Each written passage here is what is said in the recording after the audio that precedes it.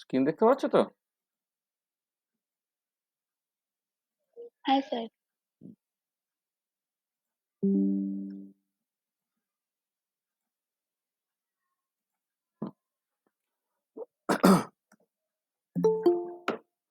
বাবা, কি আসছে রে বাবা।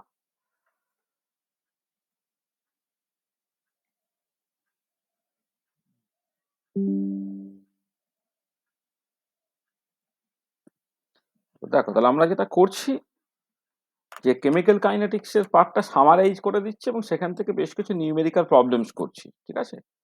সেটা মানে অনেকেরই কাজে লাগবে বলেছিলাম, যারা first semester, BSc first semester, তাদের তো ইউনিভার্সিটি এক্সামের জন্য কাজে লাগবে। যারা ধরো জ্যাম নেট গেট দেবে, তাদের তো একটা কেমিক্যাল কাইনেটিক্স ইম্পর্টেন্ট পার্ট, সেটা একটা রিভিশনের ব্যাপার আছে। আর এই রিভিশনটা হয়ে গেলে, আর কারো মাইক্রোফোন অন হয়ে গেছে তো, দেখো তো। হুম। এই রিভিশনটা একটুখানি উপরে তাড়াতাড়ি করে হয়ে যাওয়া দরকার, মানে এই সেমিস্টার এবং পরের সেমিস্টার মিলে আর কি। হুম। রিভিশনটা হয়ে গেলে তারপরে তুমি সেখান থেকে যে অ্যাকচুয়ালি অ্যাডভান্স যে কেমিক্যাল কাইনেটিক্স পার্টগুলো আছে সেগুলো তুমি ঠিক ঠিক করে ব্যাপারটাকে বুঝতে পারবে। আমরা আজকের পরে আর একটা ক্লাস দেব, হ্যাঁ, আর একটা আরএনএস ইকুয়েশন যেখানে পড়ানো হবে আর কি।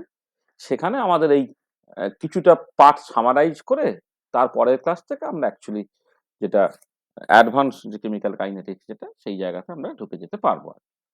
ঠিক আছে? আচ্ছা, প্রথমেই আগের দিনে যা পড়িয়েছিলাম তা থেকে যদি কারো কিছু ডাউটস থাকে একটুখানি বলে নাও। হুম? আগের দিন ক্লাসে কারো কিছু ডাউটস আছে কিনা সেটা বলে দাও।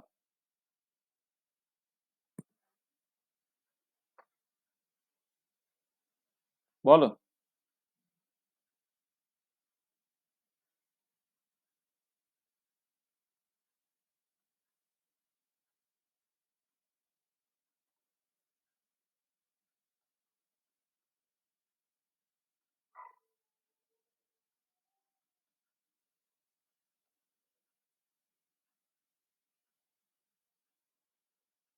হুম।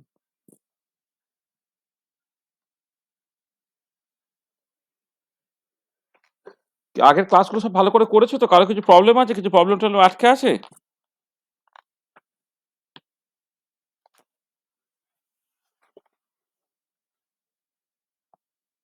কি হলো, কারো মুখে কোনো কথা নেই কেন, বলো। না স্যার, ঠিক আছে। ঠিক আছে, মানে বিএসসি ছেলেরা তোমাদের বলো, কি মানে কিছু অসুবিধা আছে?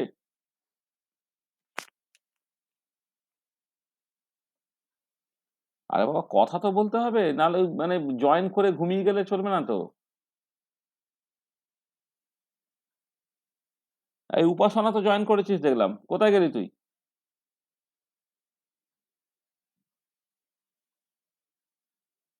যে কারো কোনো কথা নেই। ঠিক আছে। হ্যাঁ, মানে হু হা কিছু একটা তো বলো রে বাবা। হ্যাঁ, মানে বুঝতে না পারলে বলো, বুঝতে পারলে বলো, তাহলে কোনো অসুবিধা না থাকলে তার মানে বুঝতে পেরেছো, সেটাই বলো। যদি যদি তোমার বুঝতে কোনো অসুবিধা থেকে থাকে তাহলে সেটাও বলো। কিছু অসুবিধা আছে? ওই যে চ্যাপ্টারটাকে কমপ্লিট করে নিতে বলেছিলাম, করেছো?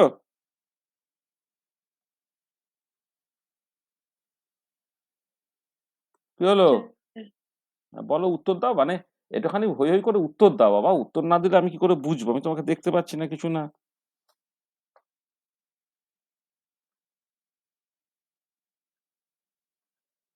আমরা এটা তো ফাইনাল ডিভিশন করছি, তো এরপরে তো একবার পরীক্ষা দিতে হবে, তাই না? চ্যাপ্টার ওয়ানে আমরা বেসিক্যালি ইন্ট্রোডাকশন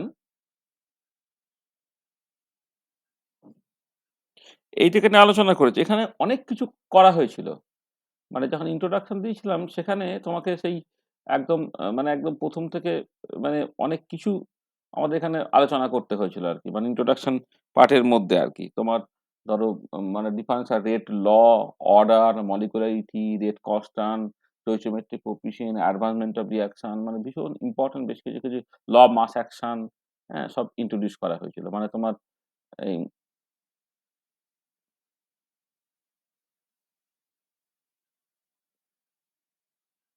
স্টোইচিওমেট্রিক কোএফিসিয়েন্ট, তারপরে advancement or extent of reaction,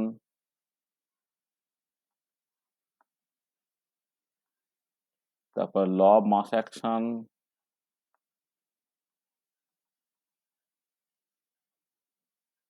তারপরে হচ্ছে differential rate law,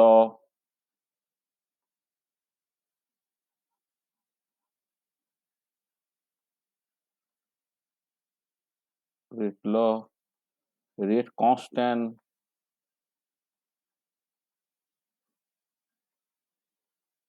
order and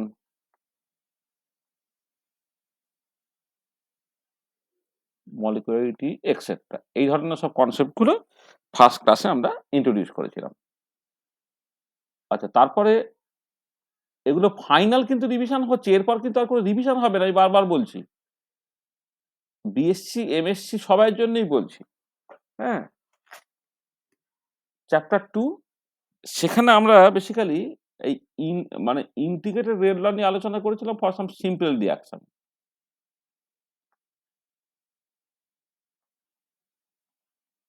rate laws for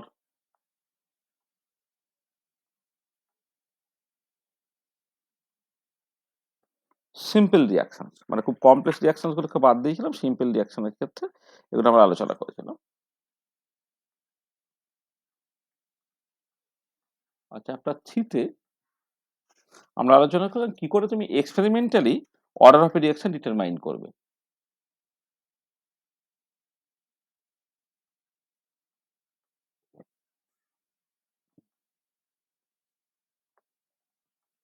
experimental determination of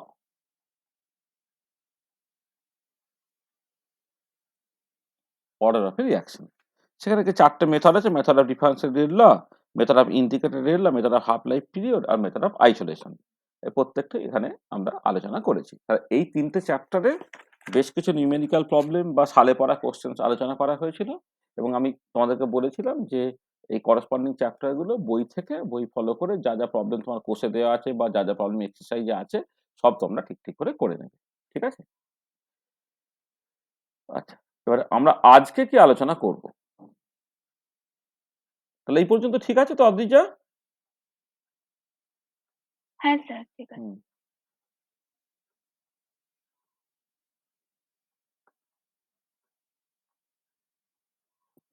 আচ্ছা, আমরা আজকে যেটা আলোচনা করতে চলেছি, একটু হয়তো ওয়ান্ট টু ডিসকাস টুডে। মানে আমি বারবার বলছি, মানে এমএসসি তে ধরো মানে সিলেবাসটা একটা পার্টিকুলার জায়গা থেকে স্টার্ট হবে, কিন্তু নেট বা ইত্যাদি পরীক্ষাগুলো যদি তুমি দেখো, তবে 70% সিলেবাস হচ্ছে তোমার বেসিক্যালি বিএসসি সিলেবাস। তাহলে আমাকে যে পার্টটাকে পড়াতে দিচ্ছে, হ্যাঁ, বা যে পার্টটা আমি পড়াচ্ছি, সেই পার্টটা আমি একটা সার্টেন জায়গা থেকে স্টার্ট করব, অনেকটা আগে থেকে, যাতে করে পুরো কোর্সটা যখন আমি শেষ করব, তাতে তুমি দেখবে ওই আপ টু এমএসসির পরে যে ধরনের কম্পিটিটিভ এক্সাম গুলো ইত্যাদিগুলো হচ্ছে, নেট গেট বা পিএসসির পরে জ্যাম ইত্যাদি পরীক্ষা, তাতে টোটাল সিলেবাসটা কভার হয়ে যায় এবং সেই মতো করে তুমি সব কোশ্চেনের অ্যান্সার গুলো করতে পারো। আমরা এই সেমিস্টারে কিছুটা পার্ট আর পরের সেমিস্টারে কিছুটা পার্ট করে এমনভাবে করবো যাতে করে একদম শুরু থেকে আরম্ভ করে আপ টু অ্যাডভান্স লেভেল পর্যন্ত কেমিক্যাল কাইনেটিক্সে তোমার পুরোটা তৈরি হয়ে যায়, এবং যা দিয়ে তুমি যে কোনো কম্পিটিটিভ এক্সামে যে কোনো কোশ্চেন সাথে হ্যান্ডেল করতে পারো। সেই জন্য এই কিছু ব্যাকগ্রাউন্ড দিয়ে আমাকে অ্যাকচুয়ালি স্টার্ট করতে হবে, কারণ তুমি বিএসসি তে কিভাবে পড়ে এসছো, কতটা পড়ে এসছো, এসব সম্বন্ধে আমার কিছুই প্রায় ধারণা নেই। আর তোমাদের পার্টিকুলারলি এমএসসি যারা শুরুতে, তাদের তো একদম সেমিস্টার ওয়ানটা তো এর সময়ে চলেছিল, তোমার করোনার সময়ে চলেছিল, তাই তো? তোমার সেমিস্টার ওয়ান তো করোনার সময় না, নাকি? হ্যাঁ স্যার। হ্যাঁ, তাহলে তো এটা, তাহলে তো বুঝতেই পারছো সেই সময় মানে অনেক কলেজেই মাস্টারমশাইরা সেভাবে ক্লাস নিতে পারেননি বা তোমাদের সেইভাবে করে শেখা হয়নি। তাহলে এই রিভিশন গুলো কিন্তু খুব দরকার, এবং এটা খুব সিনসিয়ারলি প্রপারলি করো। নাহলে এরপরে আমি আবার বলছি যে আমি আর কিন্তু রিভিশন করতে পারবো না। হ্যাঁ, এই রিভিশন জিনিস হচ্ছে একাধিকবার আমি কি করে করব? তবে ২ বার, ৩ বার, ৪ বার করে ব্যাপারগুলোকে করে নিচ্ছি। হ্যাঁ? একদম, বা বা আমি কেমিক্যাল কাইনেটিক্স যারা বিএসসি কে তাদেরকে আমি একবার অফলাইনে অলরেডি পড়িয়েছি। এখন অনলাইনে সেটাকে রিভিশন হচ্ছে এবং তার মতো করে কোয়েশ্চেন অ্যান্সার হচ্ছে। এটা হচ্ছে ফাইনাল রিভিশন কিন্তু। হ্যাঁ? পরীক্ষার আগে কিন্তু এগুলোকে নিয়ে আর আলোচনা চলবে না, হবে না। ওইজন্য তোমরা মানে চেষ্টা করো যে মানে এবারেই ব্যাপারটাকে ফাইনাল করে নিতে। বইটাকে ফলো করো। আমরা তো সব প্রবলেম এখানে করে দিতে পারছি না। আমি জিনিসগুলোকে সামারাইজ করছি। ঠিক আছে? মানে খুব ডিটেইল ডেরিভেশন করলেও জিনিসগুলো অনেক সময় লেগে যাবে। হ্যাঁ? আমাদের খুব অল্প সময়ের মধ্যে খান ৫ এর ক্লাসের মধ্যে আমরা ব্যাপারটাকে সামারাইজ করে দিচ্ছি। যে ৪ নম্বর ক্লাসটাকে চলছে। এবারে বইয়ে একদম চ্যাপ্টার ওয়াইজ আলাদা করে ভাগ করে দেয়া হচ্ছে ব্যাপারটাকে। তোমরা সেটাকে আস্তে, আস্তে করে দাও। হুম? করে নিয়ে ফাইনাল করে দাও। আচ্ছা, আজকে আমরা যেটা নিয়ে আলোচনা করব সেটা বেসিক্যালি হচ্ছে তোমার কমপ্লেক্স রিঅ্যাকশন।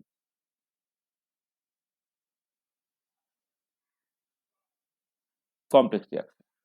দেখো যে তোমার সেকেন্ড হ্যাঁ, কমপ্লেক্স রিঅ্যাকশন।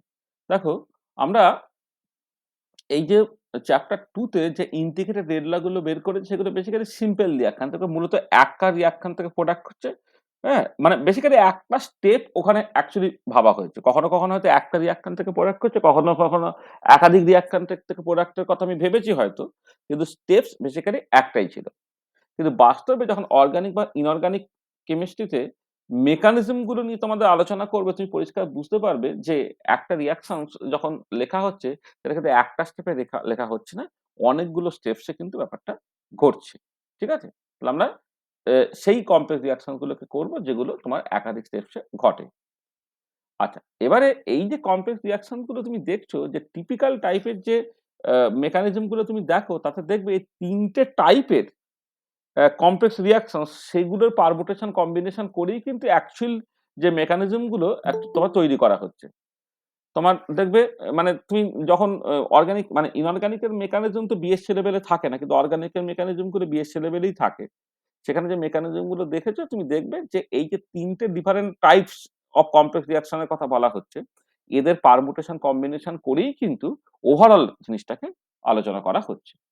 তাহলে কোন ৩ টে ডিস্টিংক্ট টাইপ আছে? একটা হচ্ছে রিভার্সিবল বা অপোজিং রিঅ্যাকশন। মানে বেসিক্যালি A থেকে যেমন B হতে পারে, B মানে রিঅ্যাকশনটা রিভার্সিবল ইন দ্যা সেন্স যে প্রোডাক্ট সে আবার রিঅ্যাক্ট্যান্টে কিন্তু ফিরে আসতে পারে। ঠিক আছে? A থেকে B যাচ্ছে ভাইয়ের x কস না K1 আর B থেকে A ফিরে আসছে ভাইয়ের x কস না K-1। আচ্ছা, ২ নম্বর হচ্ছে কনজিকিউটিভ বা সিকোয়েন্সিয়াল রিঅ্যাকশন যেখানে A থেকে B হলো, B থেকে C হলো। A থেকে B যাচ্ছে ভাইয়ের x কনস্ট্যান্ট K1, B থেকে C যাচ্ছে ভাইয়ের x কনস্ট্যান্ট K2।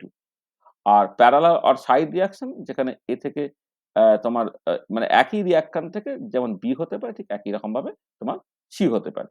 ঠিক আছে? তাহলে এই প্রত্যেকটা রিঅ্যাকশন এর জন্যে ডিটেইল ডিসকাশনস গুলো আমরা আগে অলরেডি করেছি। যারা এমএসসি পড়ছো তারা বিএসসি তে অলরেডি তার টোটাল ডেরিভেশন গুলোকে করেছো। আর যারা বিএসসি ১ম পড়ছো তাদের আমি অলরেডি একবার এই মানে ইন্টিগ্রেটেড রেড ল গুলো কেমন করে হচ্ছে অফলাইন ব্যাচে বলেছি। আর অনলাইন ব্যাচে আমি জাস্ট সিম্পলি ব্যাপারটাকে কুইকলি সামারাইজ করে দিচ্ছি।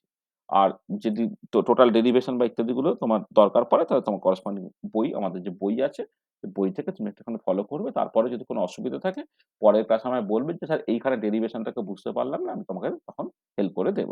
কারণ আমি যদি এইটাকে ধরো মানে একদম ফেঁদে পুরোটাকে কষে করি, সেটা ২ টো ক্লাসও যথেষ্ট না। প্রায় ৩ টে ক্লাসের কাছাকাছি লেগে যায় আরকি। হুম? আমরা সেই সময়টা আমাদের তো নেই।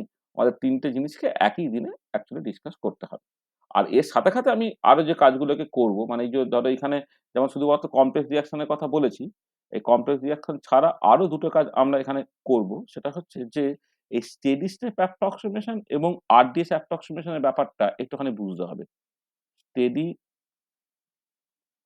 এগুলো খুব ইম্পোর্টেন্ট যখন চেইন রিঅ্যাকশন নিয়ে আলোচনা করা হবে তখন এগুলো খুব লাগবে। Steady state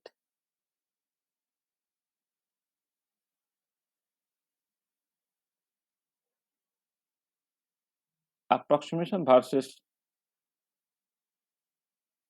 rate determinist approximation RDS approximation, rate determining state determining state নয় তো স্টেপ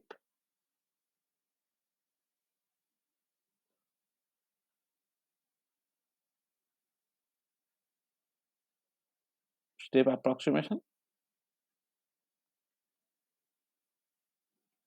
এইটা আমাদের এখানে একটু আলোচনা হয়ে যাবে।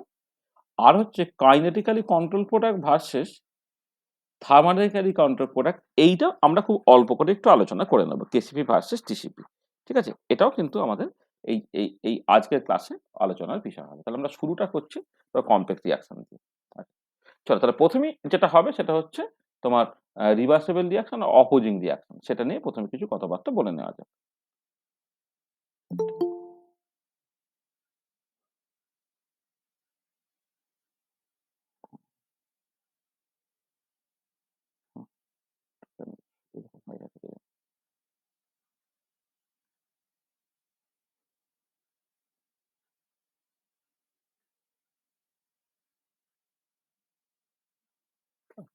কেউ এখন আসছে, জয়েন করছে, জয়েন করিনি, তৈরি করে এটা খুব সমস্যা।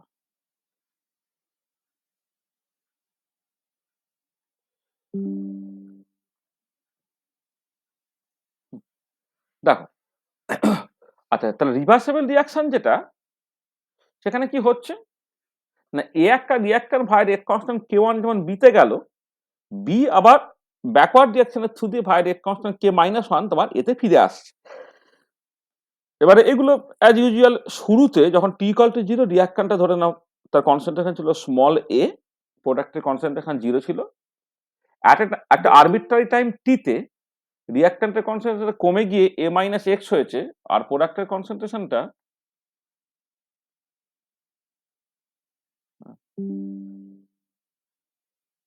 হ্যাঁ, রিঅ্যাকট্যান্টের কনসেন্ট্রেশন কমে গিয়ে a-x হয়েছে, প্রোডাক্টটা তোমার x হয়েছে।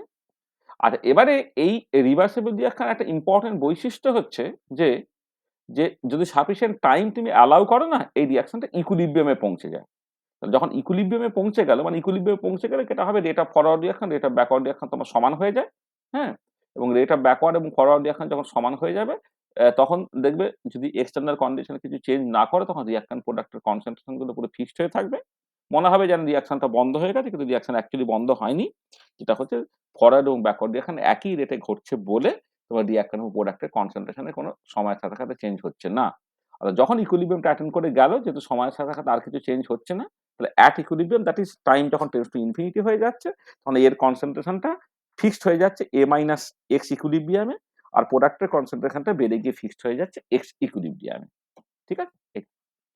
আচ্ছা, এবারে আমাদের সিম্পলিসিটির জন্য আমি ধরে নিচ্ছি যে বোথ দ্য ফরওয়ার্ড এবং backward reaction are first order in nature. ঠিক আছে? ফরওয়ার্ড রিঅ্যাকশনটা ফার্স্ট অর্ডার, ব্যাকওয়ার্ড রিঅ্যাকশনটা তোমার ফার্স্ট অর্ডার। এটা ধরে নিচ্ছি। আচ্ছা, এবার এখান থেকে একটা ইন্ডিকেটর রেড ল তুমি পেয়ে গেলে, ln, মানে আমি দেখো এখানে ওই ডেরিভেশন বা ইত্যাদিগুলো আমি পুরোটাকে করছি না। ঠিক আছে? ডেরিভেশনটাকে করছি না। হ্যাঁ, মানে এখানে ডেরিভেশনটাকে তুমি করতে চাও, তাহলে আমি একটা স্টেপ হয়তো লিখে দিতে পারি, যে তুমি যদি ধরো এই রেট অফ দ্য রিঅ্যাকশনসটাকে লেখো, তাহলে dx/dt এইভাবে লিখবে। মানে এটা rate of formation of product এভাবে ভাবতে পারো, অথবা এটাকে তুমি যদি মাইনাস ডি a-x/dt এইভাবে করো, rate of disappearance of reactant এইভাবে করো, স্টোইচিওমেট্রিক কোএফিসিয়েন্ট গুলো 1 ধরা হয়েছে, সেটা কি হবে না, ফরওয়ার্ড রিঅ্যাকশনের থ্রু দিয়ে প্রোডাক্টটা তৈরি হলো, তাহলে k1 into a-x minus k-1 into x, মানে এইটা হবে, মানে এক্সটা তৈরি হচ্ছে বাই রেট কনস্ট্যান্ট k1, আবার x ডিসঅ্যাপিয়ার করে যাচ্ছে বাই রেট কনস্ট্যান্ট k-1, তাহলে এইটা হচ্ছে তোমার বেসিক্যালি ডিফারেন্সিয়াল রেট ল। এইটা dx/dt equal to k1 a-x minus k-1 into x, এইটা। ঠিক আছে? এটা, তাহলে এইটা হচ্ছে ডিফারেন্সিয়াল রেট ল।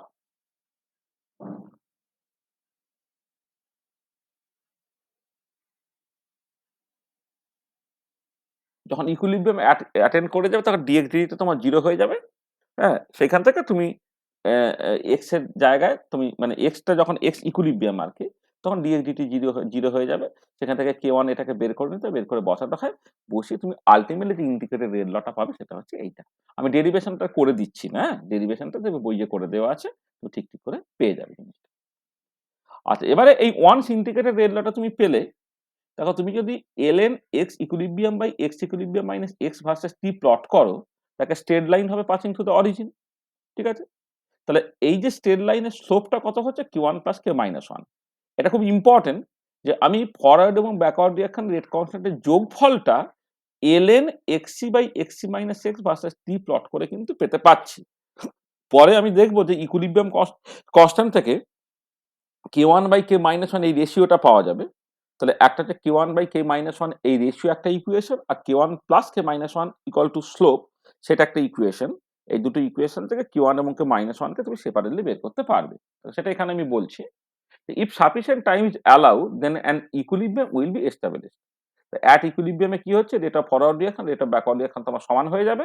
অর্থাৎ k1 into a-x equilibrium equal to k-1 into x equilibrium হয়ে যাবে এটা। আর সেখান থেকে ইকুইলিব্রিয়াম কনস্ট্যান্ট ক্যাপিটাল K তুমি ডিফাইন করছো, যেটা basically forward reaction rate constant বা backward reaction rate constant ratio, সেটা বেসিক্যালি এটা কি হচ্ছে দেখো Q1/K-1 করলে এটা x equilibrium by A minus x equilibrium, অর্থাৎ এটা প্রোডাক্টের concentration at equilibrium divided by রিঅ্যাকট্যান্টের কনসেন্ট্রেশন অ্যাট ইকুইলিব্রিয়াম। যখন দুটোই ফার্স্ট অর্ডার তখন ইকুইলিব্রিয়াম কনস্ট্যান্টটা তোমার এইরকম ভাবে ডিফাইন হয়ে যাচ্ছে। এবারে যেটা বলছিলাম যে K1 plus K-1 equal to slope তুমি অলরেডি জানতে। আর এখান থেকে পেয়ে গেলে দেখো ইকুইলিব্রিয়াম কনস্ট্যান্ট যেটা Q1/K-1 সেটা হচ্ছে ইকুইলিব্রিয়াম কনস্ট্যান্ট, যেটা বেসিক্যালি ইকুইলিব্রিয়ামে বি এর কনসেন্ট্রেশন ডিভাইডেড বাই ইকুইলিব্রিয়ামে এ এর কনসেন্ট্রেশন। এই দুটো ইকুয়েশন থেকে you can determine K1 and K-1 separately. ঠিক আছে? এটা। আচ্ছা, এবারে তুমি যদি ইন্টিগ্রেটেড রেল লটা ln x equilibrium by x equilibrium minus x equal to K1 plus K-1 যদি t হয়, এবার আমি একটা টাইম ডিফাইন করছি যে টাইমে হচ্ছে x টা x ইকুইলিব্রিয়াম বাই 2 হবে। এটা কিন্তু কোনোভাবে হাফ লাইফ টাইম নয়। হাফ লাইফ টাইম মানে কি? হাফ লাইফ টাইম মানে হচ্ছে একটা পার্টিকুলার টাইম যে টাইমে রিঅ্যাকট্যান্টের কনসেন্ট্রেশন ইনিশিয়াল ভ্যালুর অর্ধেক হচ্ছে। এখানে সেটা বলছি না। এখানে হচ্ছে একটা পার্টিকুলার টাইম যে টাইমে হচ্ছে x এর ভ্যালুটা তার ইকুইলিব্রিয়াম যে x এর ভ্যালু তার অর্ধেক হচ্ছে। হ্যাঁ? সেখান থেকে সেটাকে যদি t হাফ প্রাইম বলো, তো সেখানে এই x টা হচ্ছে x ইকুইলিব্রিয়াম বাই 2 যখন হচ্ছে তখন t টা হচ্ছে t প্রাইম হাফ বলছো।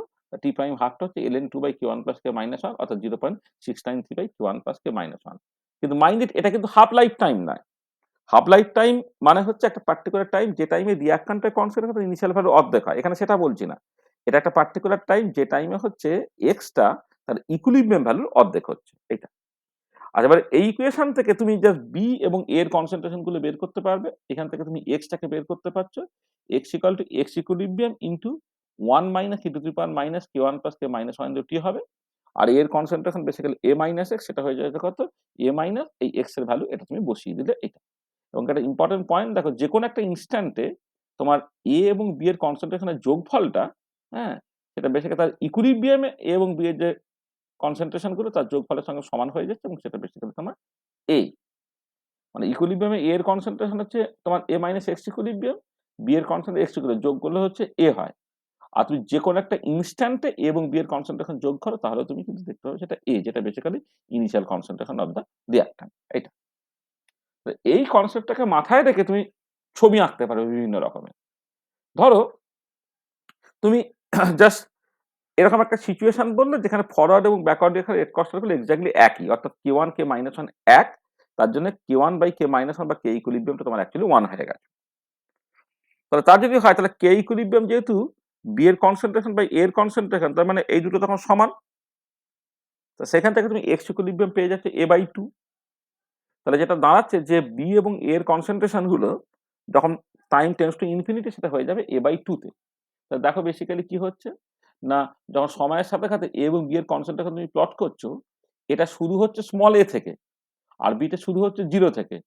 কত সময় এগোচ্ছে রিঅ্যাকট্যান্ট A এর কনসেন্ট্রেশনটা কমছে, প্রোডাক্ট B এর কনসেন্ট্রেশনটা বাড়ছে, বেড়ে গিয়ে সে কোথায় গিয়ে থামছে না, যখন দেখো ওটা A/2 হচ্ছে। অর্থাৎ যখন টাইম টেন্ডস টু ইনফিনিটি হয়ে গেল তখন A এবং B দুজনের কনসেন্ট্রেশনই আল্টিমেটলি কিন্তু half of the concentration, half of the initial concentration, অর্থাৎ A/2 তে গিয়ে তোমার ফিক্সড হচ্ছে এটা। আর এইটা এর বদলে যদি রিভার্সিবল রিঅ্যাকশন না হয়ে যদি A থেকে সরাসরি B তে যেত কি হতো? রিঅ্যাকট্যান্টের কনসেন্ট্রেশনটা কমে জিরোর দিকে হতো। B এর কনসেন্ট্রেশনটা বেড়ে সেটা তোমার ওই একদম ইনিশিয়াল কনসেন্ট্রেশন অফ A যেটা সেই দিকে যেত। এটা হচ্ছে A এর কনসেন্ট্রেশন অর B এর কনসেন্ট্রেশন তুমি প্লট করছো, দেখো এইটা বেড়ে কিন্তু ইনিশিয়াল কনসেন্ট্রেশন যদি একটা সেখানে গিয়ে পৌঁছাতো। এখানে কিন্তু তা নয়। এখানে তার ইকুইলিব্রিয়াম ভ্যালুতে গিয়ে জিনিসটা পৌঁছায়। এটা কখন না, যখন K1/K-1 হচ্ছে 1, অর্থাৎ মানে K1 আর K-1 সমান। এবারে যদি এমন হয় যে K1 টা হচ্ছে 2 into K-1, এরকম যদি সিচুয়েশন হয়, কেস 2 তে K1 টা হচ্ছে 2 into K-1, অর্থাৎ ইকুইলিব্রিয়াম কনস্ট্যান্ট হচ্ছে তোমার 2। তাহলে ইকুইলিব্রিয়াম কনস্ট্যান্ট মানে x equilibrium by A minus x equilibrium যদি 2 হয়, তো সেইখান থেকে তুমি x ইকুইলিব্রিয়াম যেটা বেসিক্যালি B এর কনসেন্ট্রেশন এট ইকুইলিব্রিয়াম সেটা পেয়ে যাচ্ছে 2A/3, আর A এর কনসেন্ট্রেশন এট ইকুইলিব্রিয়াম যেটা basically A minus x equilibrium সেটা হয়ে যাচ্ছে A/3। তাহলে এবারে তুমি এদিকে দেখো A বা B তার কনসেন্ট্রেশন প্লট করছো, এদিকে টাইম প্লট করছো। তাহলে A এর কনসেন্ট্রেশনটা কমে কোথায় গিয়ে পৌঁছাবে? বেসিক্যালি A/3 তে গিয়ে পৌঁছালো। B এর কনসেন্ট্রেশন বেড়ে কোথায় গিয়ে পৌঁছাচ্ছে না 2A/3 তে গিয়ে পৌঁছাচ্ছে। তার মানে তুমি যখন ছবি আঁকবে তখন এই যে total initial concentration of the reactant যেহেতু A, এটাকে মোটামুটি ভাবে ৩ টে অ্যাপ্রক্সিমেট ভাগে ভাগ করো। একটা A/3, একটা 2A/3, একটা A যেমন আছে।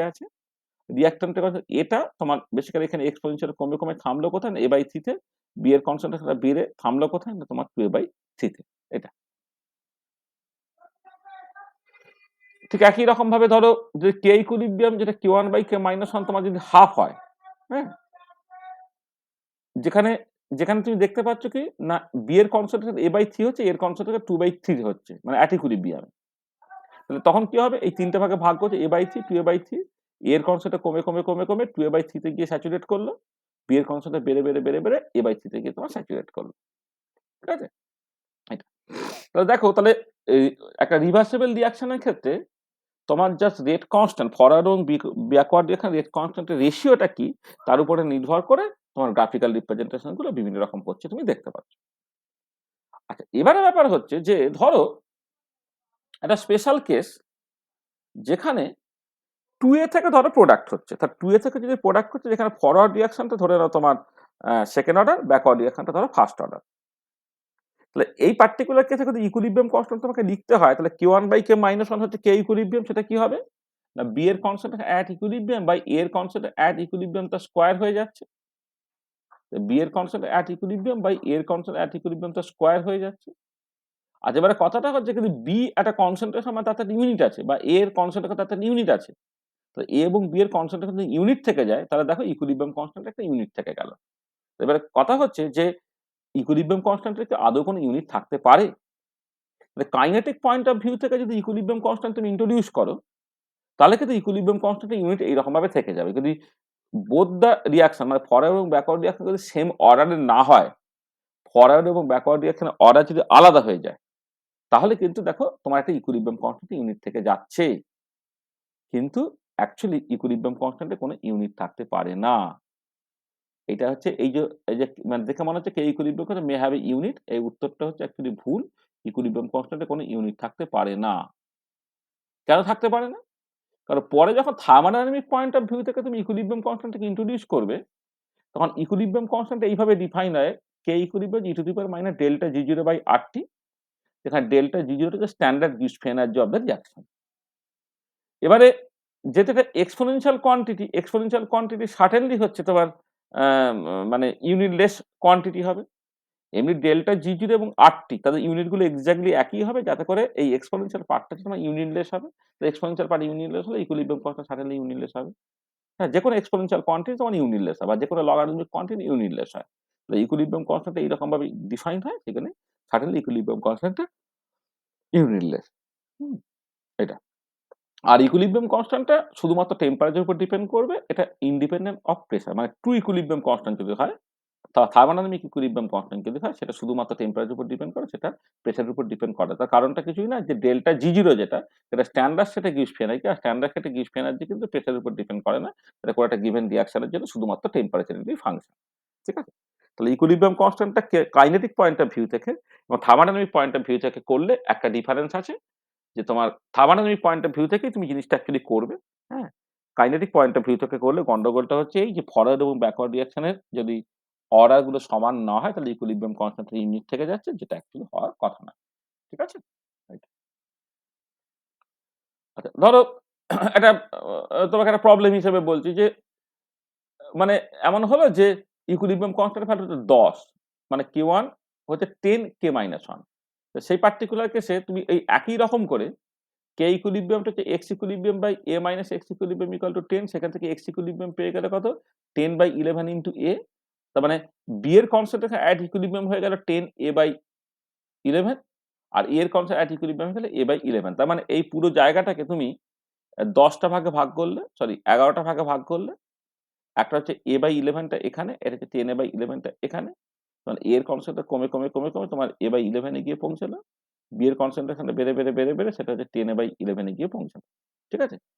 তাহলে এই দেখো এই যদি তোমার K1/K- বা ইকুয়াল টু 10 হয় তাহলে তার ছবিটা কেমন হবে তুমি দেখতে পেলে।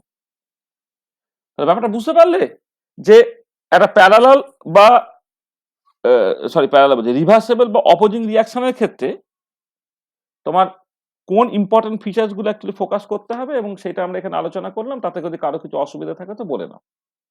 মানে এখানে যে কটা কনসেপ্টের কথা বলা হয়েছে কারো যদি কিছু বুঝতে অসুবিধা হয় তো বলো, আমি সেটা আবার বলতে পারি তোমায়। বলো কোনো অসুবিধা আছে নাকি?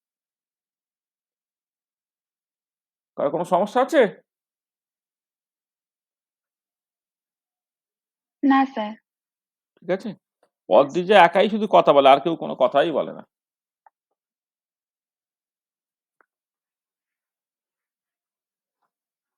কিরে রাসবনির খোকারা, কি খবর? খোকা খুকিরা,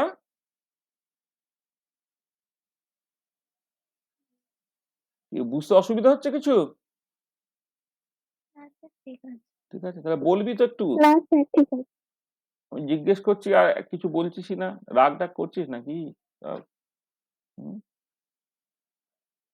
থার্মোডাইনামিক্স পড়া চলছে? হ্যাঁ স্যার। থার্মোডাইনামিক্স কোনো অসুবিধা হচ্ছে?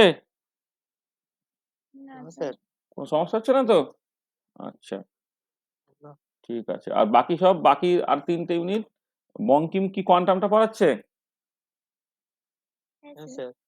আচ্ছা, আর কি অর্পণ পড়াচ্ছে এটা তোর অ্যাটমিক স্ট্রাকচার? Atomic structure. আচ্ছা, আর একটা ইউনিট আর কি? অ্যাডজর্পশন টেক্সটোস্কোপি নিখিল স্যার পড়াচ্ছেন। আচ্ছা, ঠিক আছে, ঠিক আছে। তা তো ভালোই হচ্ছে তো। হ্যাঁ, হ্যাঁ স্যার। ঠিক আছে, চল। আচ্ছা, নেক্সট আমরা চলে আসছি তোমার কনজিকিউটিভ রিয়াকশন অর সিকোয়েন্সিয়াল রিয়াকশনে।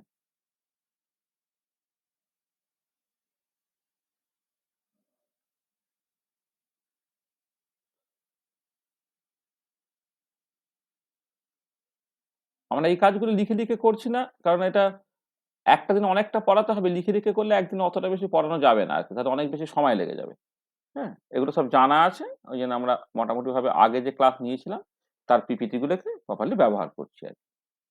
তো দেখো, তাহলে কনজিকিউটিভ বা সিকোয়েন্সিয়াল রিয়াকশনের ক্ষেত্রে কি হচ্ছে না, এ থেকে সরাসরি প্রোডাক্ট তৈরি হচ্ছে না, এ ভায়া বি তোমার প্রোডাক্টে যাচ্ছে, এ থেকে বি, বি থেকে সিতে যাচ্ছে।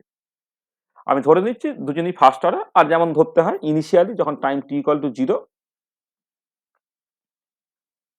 ইনিশিয়ালি যখন তোমার টাইম টিটা হচ্ছে তোমার 0, তখন অরিজিনাল যে রিয়াক্টান্ট এ, তার কনসেন্ট্রেশনটা এ ছিল, বি এর কনসেন্ট্রেশনটা 0, সি এর কনসেন্ট্রেশনটা 0। অ্যাট এ টাইম টিতে এর কনসেন্ট্রেশন কমে গিয়ে এ মাইনাস এক্স হয়েছে। আর বি এবং মানে এই যে এক্সটা কমলো, বি এবং সি দুজনে মিলে বেসিক্যালি সেটা তৈরি হবে। জাস্ট বি এর কনসেন্ট্রেশনটাকে বি লিখছি, সি এর কনসেন্ট্রেশন থার্ড ব্র্যাকেটের মধ্যে সি লিখছি, যেটা এটাও অন্তত বুঝতে পারছি যে বি এবং সি এর কনসেন্ট্রেশন যোগফলটা হচ্ছে বেসিক্যালি এক্স হবে। মানে এখান থেকে যদি কিছু মোল ডিসঅ্যাপিয়ার করে যায়, বি এবং সি মিলে বেসিক্যালি সেটা তোমার তৈরি করেছে। এবং এ, বি এবং সি তাদের যোগফলটা কিন্তু তোমার স্মল এ অর্থাৎ ইনিশিয়াল কনসেন্ট্রেশন রিঅ্যাকশন তার সঙ্গে তোমার সমান হয়ে যায়। আচ্ছা, এবারে এই পার্টিকুলার কেসে তুমি যদি ইন্টিগ্রেটেড রেট লটাকে লেখো, হ্যাঁ, ডিফারেন্সিয়াল রেট ল তো বিভিন্ন ক্ষেত্রে বিভিন্ন হবে, মানে তোমাকে সেই মতো করে লিখতে হবে। মানে ধরো আমি যদি ডিফারেন্সিয়াল রেট ল গুলো লিখে দিই এখানে, ডিফারেন্সিয়াল রেট ল গুলো হচ্ছে তোমার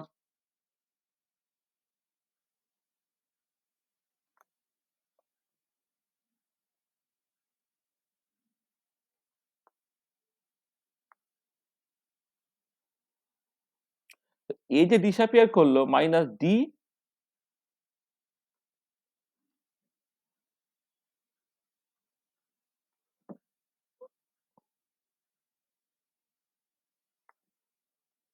এই যে ডিসঅ্যাপিয়ার করছে minus D A by dt, সেটা বেসিক্যালি কে ওয়ান ইন্টু এর কনসেন্ট্রেশন এটা। আচ্ছা, বি এর যদি কনসেন্ট্রেশনটা দেখো ডিবি বাই ডিটি, সেটা যে কে ওয়ান ইন্টু এ, এটাতে তৈরি হচ্ছে minus K two into B, এইটা এটা বি এর কনসেন্ট্রেশনটা। আর সিটা যদি তুমি দেখো ডিসি বাই ডিটি, সেটা হচ্ছে কে টু ইন্টু বি এর কনসেন্ট্রেশন। এবারে কি করতে হয়, এই প্রথমটা থেকে এর কনসেন্ট্রেশন বের করতে হয়, বের করে সেটা তোমার সেকেন্ড ইকুয়েশনে বসাতে হয়, করে এখান থেকে বি এর কনসেন্ট্রেশনটা তুমি পাবে, সেটা আবার তোমার এই পরের ইকুয়েশনে বসাতে করে তুমি পরেরটাকে পাবে। এটা, এগুলো হচ্ছে ডিফারেন্সিয়াল রেট ল গুলো। হ্যাঁ, এগুলো আর যেটা বলছি এমনি পড়ানোর সময় ভালো করে পড়ানো হয়, এখানে আর পুরোটাকে বলা হচ্ছে না। আর ইন্টিগ্রেটেড রেট ল যেগুলো, তো ইন্টিগ্রেটেড রেট ল গুলো তুমি পেয়ে গেলে।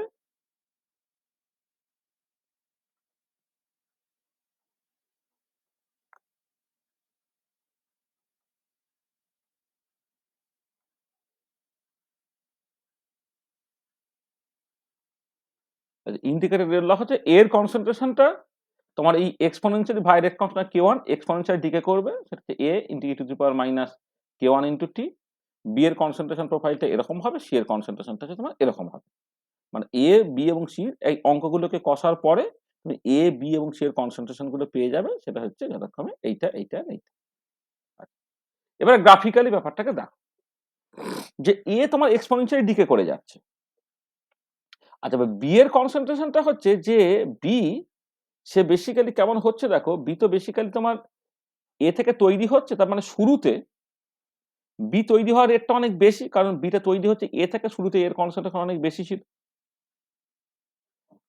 আর বি থেকে সি চলে যাওয়া, অর্থাৎ বি ডিসঅ্যাপিয়ার করাটা তার রেটটা কম থাকবে, তার কারণটা হচ্ছে বি তো শুরুতে প্রায় কিছু ছিল, শুরুতে কিছুই ছিল না।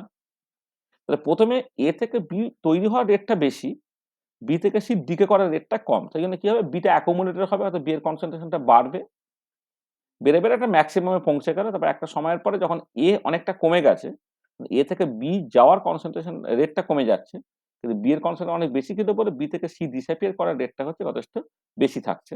তখন তোমার কি হচ্ছে, দেখো বি এর কনসেন্ট্রেশন প্রথমে বাড়লো, ওটা ম্যাক্সিমামে পৌঁছালো, তারপর সেটা এক্সপোনেনশিয়ালি ডিকে করছে। তাহলে বি এর কনসেন্ট্রেশন প্রথমে বাড়বে, ওটা একটা ম্যাক্সিমামে পৌঁছাবে, তারপর সেটা এক্সপোনেনশিয়ালি ডিকে করবে। এবং একটা পার্টিকুলার টাইম আছে, যে টাইমে বি এর কনসেন্ট্রেশনটা ম্যাক্সিমাম হবে, সেটা কত, ln q1 by k2 by q1 minus k2। আর এবার সি এর কনসেন্ট্রেশনটা একটু ভালো করে খেয়াল করে দেখো, যে সিটা তৈরি হচ্ছে কি থেকে, সিটা তৈরি হচ্ছে দেখো তোমার বেসিক্যালি বি থেকে। ডিসিডিটি তো তোমার k2 ইন্টু বি, তা ডিসিডিটি কি রিপ্রেজেন্ট করে, সি ভার্সেস টি পার্টের স্লোপ রিপ্রেজেন্ট করে। ডিসিডিটি কি রিপ্রেজেন্ট করে, সি ভার্সেস টি পার্টের স্লোপ রিপ্রেজেন্ট করে। এবং সেটা কার উপর ডিপেন্ড করে না, বি এর উপর ডিপেন্ড করে। তাহলে শুরুতে বি এর কনসেন্ট্রেশন কম বলে ডিসিডিটিটা কম, শেষেও বি এর কনসেন্ট্রেশন কম বলে ডিসিডিটি কম, কিন্তু বি যখন টি করো টি ম্যাক্স এর অ্যারাউন্ডে বি এর কনসেন্ট্রেশন ম্যাক্সিমাম বলে ডিসিডিটি অর্থাৎ সি বাসে টি পারে স্লোপটা হচ্ছে ম্যাক্সিমাম। সেখানে দেখো এটা একটা সিগময়েড কার্ভ হচ্ছে, প্রথমে স্লোপটা কম, শেষের স্লোপটা কম, মাঝে স্লোপটা হচ্ছে বেশি, মানে এস শেপড বা সিগময়েড টাইপের কার্ভ হচ্ছে। সেটা খুব ইম্পর্টেন্ট, এই কার্ভটা হচ্ছে যে সিগময়েড কার্ভ। এটা আর একটা ইম্পর্টেন্ট পয়েন্ট, যেহেতু তোমার সিটা তৈরি হচ্ছে ভায়া বি, মানে এ যে মুহূর্তে ডিসঅ্যাপিয়ার করা স্টার্ট করলো, সেই মুহূর্তেই কিন্তু তোমার সি তৈরি হচ্ছে না, সি তৈরি হতে একটু সময় লাগবে। এখানে বি ডিসঅ্যাপিয়ার করতে আরম্ভ করে এই সময় থেকে, কিন্তু সি তৈরি হওয়া শুরু করেছে একটা সার্টেন টাইম থেকে। এই যে টাইম ল্যাগটা তাকে বলা হচ্ছে ইন্ডাকশন টাইম। তাহলে start of disappearance of reaction আর start of formation of final product, তাদের মধ্যে যে টাইম ল্যাগটা তাকে বলা হচ্ছে ইন্ডাকশন টাইম। তাহলে এই ছবির নেচারের তফাৎটা বুঝলে, এ এক্সপোনেনশিয়াল ডিকে করলো, বি প্রথমে বাড়লো, ম্যাক্সিমামে পৌঁছলো, তারপর কমলো একটা পার্টিকুলার টাইম, যে টাইমে বি এর কনসেন্ট্রেশন ম্যাক্সিমাম হয়েছে, সেটা হচ্ছে ln q1 by k2 by q1 minus k2। আর কি, আর হচ্ছে তোমার সি এর কনসেন্ট্রেশন প্রোফাইলটা হচ্ছে এটা একটা সার্টেন টাইমের পর থেকে স্টার্ট হবে। হ্যাঁ, তাহলে রিঅ্যাকশন এ ডিসঅ্যাপিয়ার করা স্টার্ট করলো, ফাইনাল প্রোডাক্ট সি তৈরি হওয়া স্টার্ট করলে যে টাইম ডিফারেন্সটা, সেটা হচ্ছে ইন্ডাকশন টাইম। এবারে যেহেতু ডিসিডিটিটা বি এর কনসেন্ট্রেশনের উপর নির্ভর করে, অর্থাৎ সি ভার্সেস টি পটের স্লোপটা শুরুতে কম, শেষে কম, মাঝে বেশি।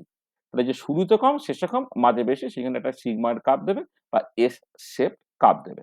এইটা ঠিক আছে।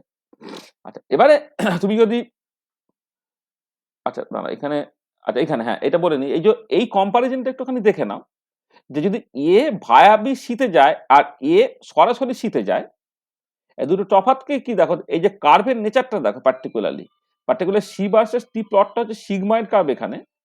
আর এখানে কি হচ্ছে, জাস্ট এ যেমন এক্সপোনেনশিয়াল ডিকে করছে, বি হচ্ছে এবং তার মতো করে সেটা বাড়ছে আর কি, কিছুটা প্যারাবোলিক নেচার আর কি।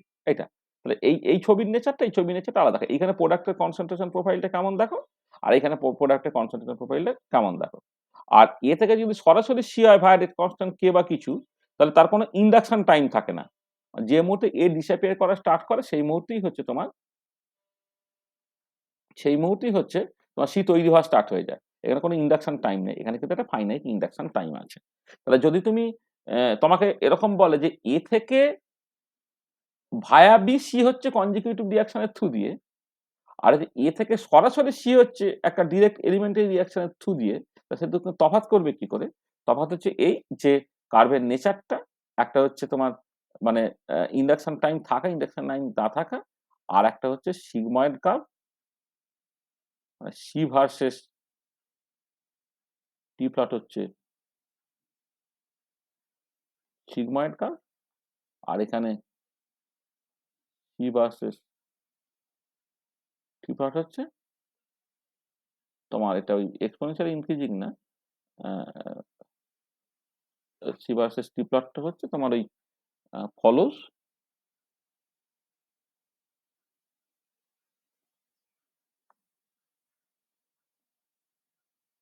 দ্য ইকুয়েশন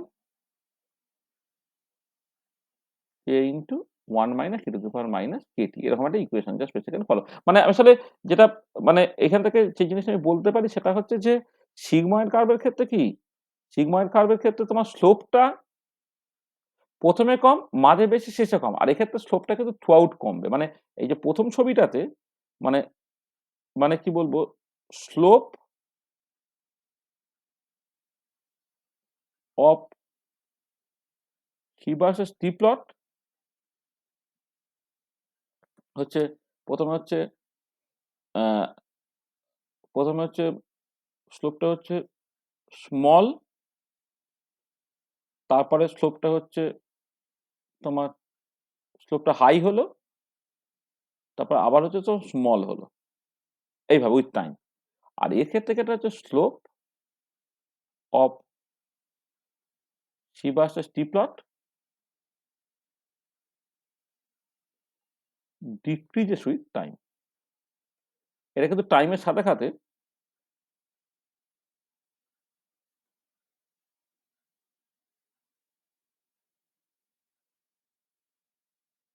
হ্যাঁ, এটা যেমন এটা এটা প্রথমে মানে লো ছিল, তারপরে হাই হলো, তারপর আবার লো হলো। মানে স্মল বলাটা ঠিক না, মানে লো বলা উচিত ছিল, দেখো স্লোপটা লোই বলে মনে হয়। মানে ফ্ল্যাট থেকে স্টিপ হচ্ছে আর কি। মানে এটা এটা না করে হচ্ছে প্রথমে ছিল ফ্ল্যাট, ফ্ল্যাট, তারপরে স্টিপ হচ্ছে, তারপর ফ্ল্যাট হচ্ছে, এইটা। কিন্তু এক্ষেত্রে হচ্ছে অলওয়েজ ডিক্রিজ করছে, এটা সেই তফাৎটা তুমি বুঝতে পারছো, ঠিক আছে? আচ্ছা, আচ্ছা এবারে একটা ইম্পর্টেন্ট পয়েন্ট দেখো, একটা আমরা কথা বলি না slowest step is the rate determining step, সেটা এখান থেকে তুমি বুঝতে পারবে। এই যে সি এর কনসেন্ট্রেশন প্রোফাইলটা তুমি দেখছো, এই যে ইকুয়েশনটা 3 নম্বর ইকুয়েশন, সেখানে যদি তুমি K1 টা মাঝ গ্রেটার দ্যান K2 বা K2 টা মাঝ গ্রেটার দ্যান K1 করে দাও, তাহলে ইকুয়েশনটা এরকম জায়গায় রিডিউস করে যাবে। যদি K2 টা মাঝ গ্রেটার দ্যান K1 করে দাও, তাহলে তুমি দেখবে যে এই সি ভার্সেস টি এইটা এই ধরনের দেখতে হয়ে যাচ্ছে। অর্থাৎ এটা কিরকম দেখো, একটা সিঙ্গেল যে এলিমেন্টারি রিয়াকশন, মানে একটা স্টেপে যে রিয়াকশন গুলো ঘটে, তার ক্ষেত্রে প্রোডাক্টের কনসেন্ট্রেশন প্রোফাইল যেমন হয় এক্স্যাক্টলি সেরকম দেখতে, কিন্তু এখানে যে রেট কনস্ট্যান্ট ইনভলভ সেটা কোনটা, যে রেট কনস্ট্যান্টটা কম সেটা ইনভলভ। পরেরটা একই রকম ভাবে দেখো যে এখানে K1 টা মাঝ গ্রেটার দ্যান K2, K2 টা হচ্ছে ছোট, তাহলে এখানে দেখো তুমি প্রোডাক্টের কনসেন্ট্রেশনটা সেই K2 এর উপর নির্ভর করছে, মানে এলিমেন্টারি রিয়াকশন, মানে এ থেকে সরাসরি সি ভাই রেট কনস্ট্যান্ট K2 হলে যেমন দেখতে সেরকম হয়। এটা হচ্ছে সরাসরি এ থেকে সি হচ্ছে ভাই রেট কনস্ট্যান্ট K1 হলে যেমন হয় সেরকম দেখতে হচ্ছে। আমার পরিষ্কার বোঝা গেল যে একটা কনজিকিউটিভ রিয়াকশনের ক্ষেত্রে আলটিমেটলি প্রোডাক্টের কনসেন্ট্রেশনটা ডিপেন্ড করছে rate constant for the slowest step, সেটাকেই বলা হচ্ছে slowest step is the rate determining step. The slowest step is the rate determining step, সেটা তুমি এইখান থেকে বুঝতে পারছো। আচ্ছা, এইটা আমি অলরেডি কম্পারিজনটাকে বলে দিয়েছি। আচ্ছা, এবারে এই এরকম কনজিকিউটিভ রিয়াকশনের ক্ষেত্রে যদি এমন হয় যে Q1 টা, মানে আমি এইখানে যে ছবিটাকে এঁকেছি না, এই যে ছবিটা এঁকেছি এখানে Q1 K2 হচ্ছে কম্পারেবল। Q1 K2 কম্পারেবল না হয়ে যদি Q1 টা মাঝ গ্রেটার দ্যান K2 বা K2 টা মাঝ গ্রেটার দ্যান K1 হয়, তখন ছবির নেচারটা কেমন হয় দেখো। যদি K1 টা মাঝ গ্রেটার দ্যান K2 হয়, তার মানে কি হচ্ছে A কুইকলি ডিসঅ্যাপিয়ার করছে, B খুব কুইকলি তৈরি হয়ে গেল। B এর কনসেন্ট্রেশনটা খুব কুইকলি উঠে গেল। তারপরে যখন A প্রায় ডিসঅ্যাপিয়ার করে গেছে, তখন ফিডব্যাক দেওয়ার কিছু নেই, তখন B এর কনসেন্ট্রেশনটা ভায়া একটা স্মল রেট কনস্ট্যান্ট K2 দিয়ে সে বেসিক্যালি স্লোলি ডিকে করছে। আবার যদি K2 টা মাঝ গ্রেটার দ্যান K1 হয়ে যায়, তাহলে K1 টা ছোট, K2 যদি খুব বড় হয়ে গেছে, মানে B তৈরি করার সাথে সাথে ডিসঅ্যাপিয়ার করে C তে চলে যাচ্ছে, তাহলে B এর কনসেন্ট্রেশন কোথায় সেরকম ভাবে বাড়তে পারছে না। তো বি জাস্ট একটুখানি তৈরি হয়ে সে বেসিক্যালি ডিসঅ্যাপিয়ার করে জিরোর দিকে চলে যাচ্ছে। আল্টিমেটলি এটা দাঁড়াচ্ছে এ যত তাড়াতাড়ি ডিসঅ্যাপিয়ার করলো সি আল্টিমেটলি তত তাড়াতাড়ি অ্যাপিয়ার করতে স্টার্ট করলো। এটা। এবং এই যে ছবিটা দেখো এই যে বি এর কনসেন্ট্রেশনের শুরুর দিকটা বাদ দিয়ে বাকি পার্টটা মূলত যে পরের পার্টটায় দেখো বি এর কনসেন্ট্রেশন উইথ টাইম মোরাললেস চেঞ্জ হয়নি। অর্থাৎ ডিবি বাই ডিটিটা 0 হয়ে যাচ্ছে। এটাকে বলা হবে স্টেডি স্টেট অ্যাপ্রক্সিমেশন। তাহলে এই যে ইন্টারমিডিয়েট যেটা বি সেটা কিন্তু শর্ট লিভড হয়। যেটা বেসিক্যালি ইন্টারমিডিয়েট বা অ্যাক্টিভেটেড কমপ্লেক্স তখন বলে আর কি। হ্যাঁ, তাদের জন্য তুমি স্টেডি স্টেপ অ্যাপ্রক্সিমেশনটাকে ব্যবহার করতে পারছো। হ্যাঁ, তাহলে স্টেডি স্টেপ অ্যাপ্রক্সিমেশনটা বেসিক্যালি বলে দিচ্ছে যে ইন্টারমিডিয়েট বেসিক্যালি যেটা শর্ট লিভড, হ্যাঁ, তাদের জন্য শর্ট লিভ মানে লাইফ টাইম বেশ কম আর কি। হ্যাঁ, তাদের জন্য তুমি এই অ্যাপ্রক্সিমেশনটা করতে পারো, তুমি ধরে নিতে পারছো যে উইথ টাইম অ্যাজ ইফ যেন বি এর কনসেন্ট্রেশনে খুব বেশি কিছু চেঞ্জ হচ্ছে না। এটা ডিবি বাই ডিটি বেসিক্যালি 0 হয়ে যাবে। এটা ঠিক আছে? এটা আচ্ছা এবারে তাহলে স্টেডি স্টেপ অ্যাপ্রক্সিমেশন এই ধরনের সিচুয়েশনে তুমি ব্যবহার করতে পারবে। আচ্ছা এবার একটা ইম্পর্টেন্ট জিনিস বলছি যেটা হচ্ছে রিভার্সিবল এবং কনজিকিউটিভনেস দুটো বেসিক্যালি তোমার জুড়ে আছে। দেখো মানে ধরো এরকম টাইপের যদি একটা রিঅ্যাকশনের কথা বলতাম, এটাকে এরকম ভাবে লিখেছি বটে, আরেক রকম করে ভাবতে পারতাম। ধরো এরকম হলো কি যে এ থেকে বি তৈরি হচ্ছে ভায়াস এন্ড রিভার্সিবল রিঅ্যাকশন, কিন্তু বি এসে থামছে না, বি আবার কিন্তু তোমার বেসিক্যালি এক্স এ যেতে পারে, মানে ফাইনাল প্রোডাক্ট তোমার এক্স এ যেতে পারে। এই ধরনের সিচুয়েশন যেখানে এখানে রেট কনস্ট্যান্টটা কে ওয়ান, এখানে রেট কনস্ট্যান্ট কে মাইনাস ওয়ান, এই রেট কনস্ট্যান্টটা কে টু। এইটাকে আমি দুটো স্টেপে ভাগ করে দেখাচ্ছি। এ প্লাস বি ভায়া রিভার্সিবল রিঅ্যাকশনের থ্রু দিয়ে এক্স তৈরি করলো, আর এক্স ফাইনালি প্রোডাক্টে গেল। তার মানে ব্যাপারটা কি দেখো যে বি যখন তৈরি হচ্ছে, এই যে বি থেকে তৈরি হলো, হ্যাঁ, আচ্ছা আচ্ছা আচ্ছা রিয়াকশনটা এইরকম ভাবে, সরি এটাকে একটুখানি আচ্ছা ঠিক আছে এইরকম ভাবে ভাবতে পারো, এইরকম করেও ভাবতে পারো, মানে এটা একটুখানি আহ, এর জন্যে এটা পরে কাজে লাগবে বলে আমরা অ্যাকচুয়ালি যে মেকানিজমটা নিয়ে কথাবার্তা বলছি এইটা, যে দুটো রিয়াকশন ছিল ধরে নাও এ প্লাস বি, তার রিভার্সিবল রিয়াকশনের থ্রু দিয়ে এক্স তৈরি করেছে।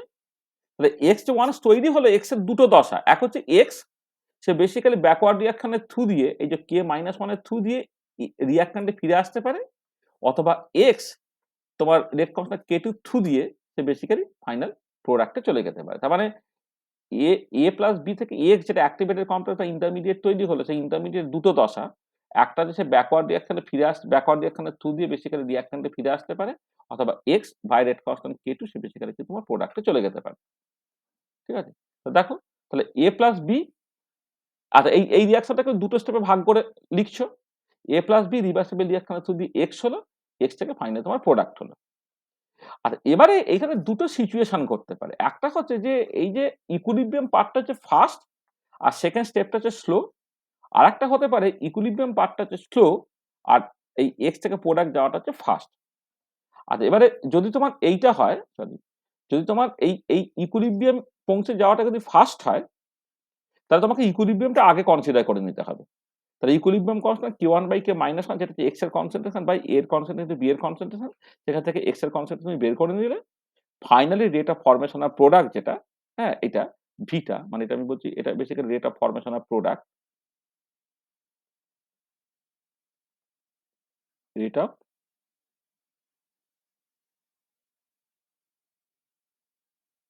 ফরমেশন অফ প্রোডাক্ট, হ্যাঁ, যখন তুমি দেখছো সেটা আমি ভি দিয়ে লিখেছি, সেটা কত হচ্ছে V equal to K two into x. এই এক্সটা তুমি এখান থেকে বের করে বসিয়ে নিলে। তাহলে এই যে অ্যাপ্রোচটা তাকে বলা হয় আরডিএস অ্যাপ্রক্সিমেশন বা রেট ডিটারমিনিং স্টেপ অ্যাপ্রক্সিমেশন, যেখানে এক্স যেটা বা এই এক্সটাকে বলা হবে আরহেনিয়াস কমপ্লেক্স। আবার উল্টো দিকে যখন প্রথমটা স্লো পরেরটা ফাস্ট হচ্ছে, তোমাকে এক্স এর জন্য স্টেডি স্টেপ অ্যাপ্রক্সিমেশন ব্যবহার করতে হচ্ছে। তার ডিএক্স ডিটিটাকে লিখতে হবে কে ওয়ান, মানে যেটা এক্সটা তৈরি হয়েছে তোমার কে ওয়ান এ এর কনসেন্ট্রেশন বি এর কনসেন্ট্রেশন। আচ্ছা এবারে এক্স ডিসঅ্যাপিয়ার করেছে, সেখানে মাইনাস আছে K minus one into X, আর তোমার এদিকে এক্স আবার ডিসঅ্যাপিয়ার করেছে ভাই rate constant K two minus K two into X equal to zero, সেখান থেকে এক্স এর কনসেন্ট্রেশন বের করে দিলে, আর ultimately rate of formation of product যেটা রেট অফ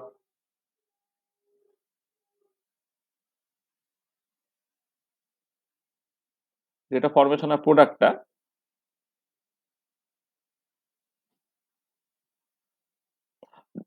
ভি যেটা কে2 ইন্টু এক্স, সেটা কি হবে, এখন এক্সটা হচ্ছে এই স্টেডি স্টেপ অ্যাপ্রক্সিমেশন করে যে এক্স এর কনসেন্ট্রেশন পেয়েছো সেটা তুমি বসাচ্ছ, বসিয়ে তুমি জাস্ট ভিটা পেয়ে গেলে k1 k2 by k minus 1 এইটা। তো দেখো তাহলে এক্ষেত্রে যে এফেক্টিভ রেট কনস্ট্যান্টটা যা, এখানে কিন্তু এফেক্টিভ রেট কনস্ট্যান্টটা আলাদা। তাহলে এই যে অ্যাপ্রোচটা তাকে বলা হয় স্টেডি স্টেপ অ্যাপ্রক্সিমেশন, আর এইখানে যে এক্সটা সেই এক্সটাকে বলে ভ্যান ডাপ কমপ্লেক্স। তো দেখো তাহলে এই যে RDS approximation versus steady step approximation, যেখানে তোমার এই ধরনের মেকানিজম যখন আসবে, তুমি অ্যাকচুয়ালি কোন মেকানিজমটা ফলো করবে সেটা নির্ভর করবে যে কোনটা ফাস্ট কোনটা স্লো তার উপরে।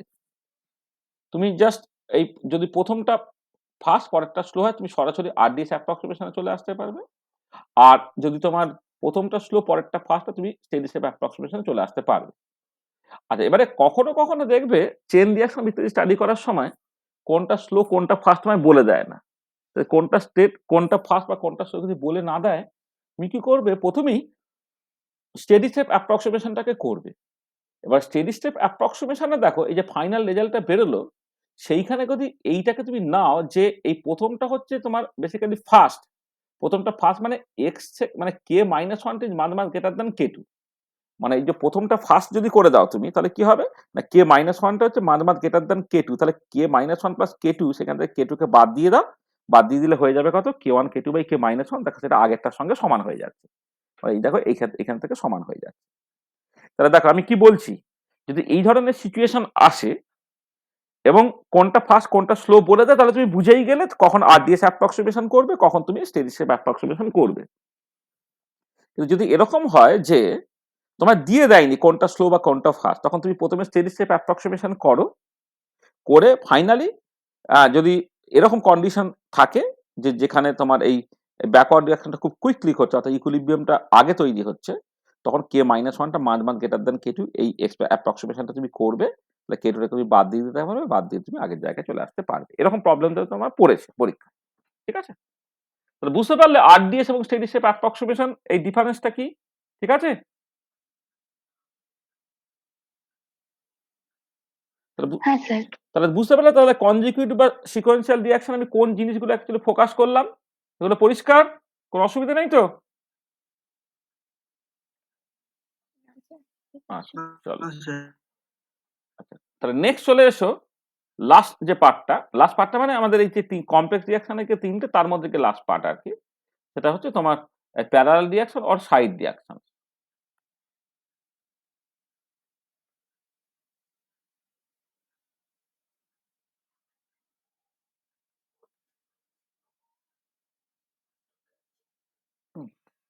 Parallel reaction or side reaction. দেখো এই দুটো প্রোডাক্ট তৈরি হচ্ছে একই রিঅ্যাকট্যান্ট থেকে। এ ভাই রেট কনস্ট্যান্ট কে1 তোমার বি তৈরি করতে পারে, এ আবার ভাই রেট কনস্ট্যান্ট কে2 তোমার সি তৈরি করতে পারে। ইনিশিয়ালি যখন টি ইকুয়াল টু 0, এর কনসেন্ট্রেশন ছিল স্মল এ, বি আর সি কিছু ছিল না। At a time T reactant এর কনসেন্ট্রেশন কমে গিয়ে এ মাইনাস সিক্স হচ্ছে, বি এর কনসেন্ট্রেশনটা তোমার বি এবং সি তারা তার মতো করে তোমার আছে আর কি, মানে বি এর কনসেন্ট্রেশন মানে আমি কত জানি না আর কি, সেগুলো আমাকে জাস্ট মানে দরকার নেই আর কি, সেটা আমি পরে বি এবং সি এর কনসেন্ট্রেশন কত সেটা আমি বের করবো।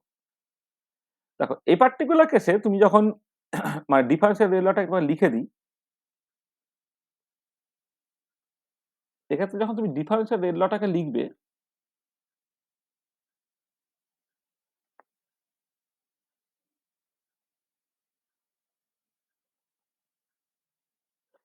এ disappearance minus D A minus X by DT, যেটা তো বেসিক্যালি ডিএক্স ডিটি হয়ে গেল।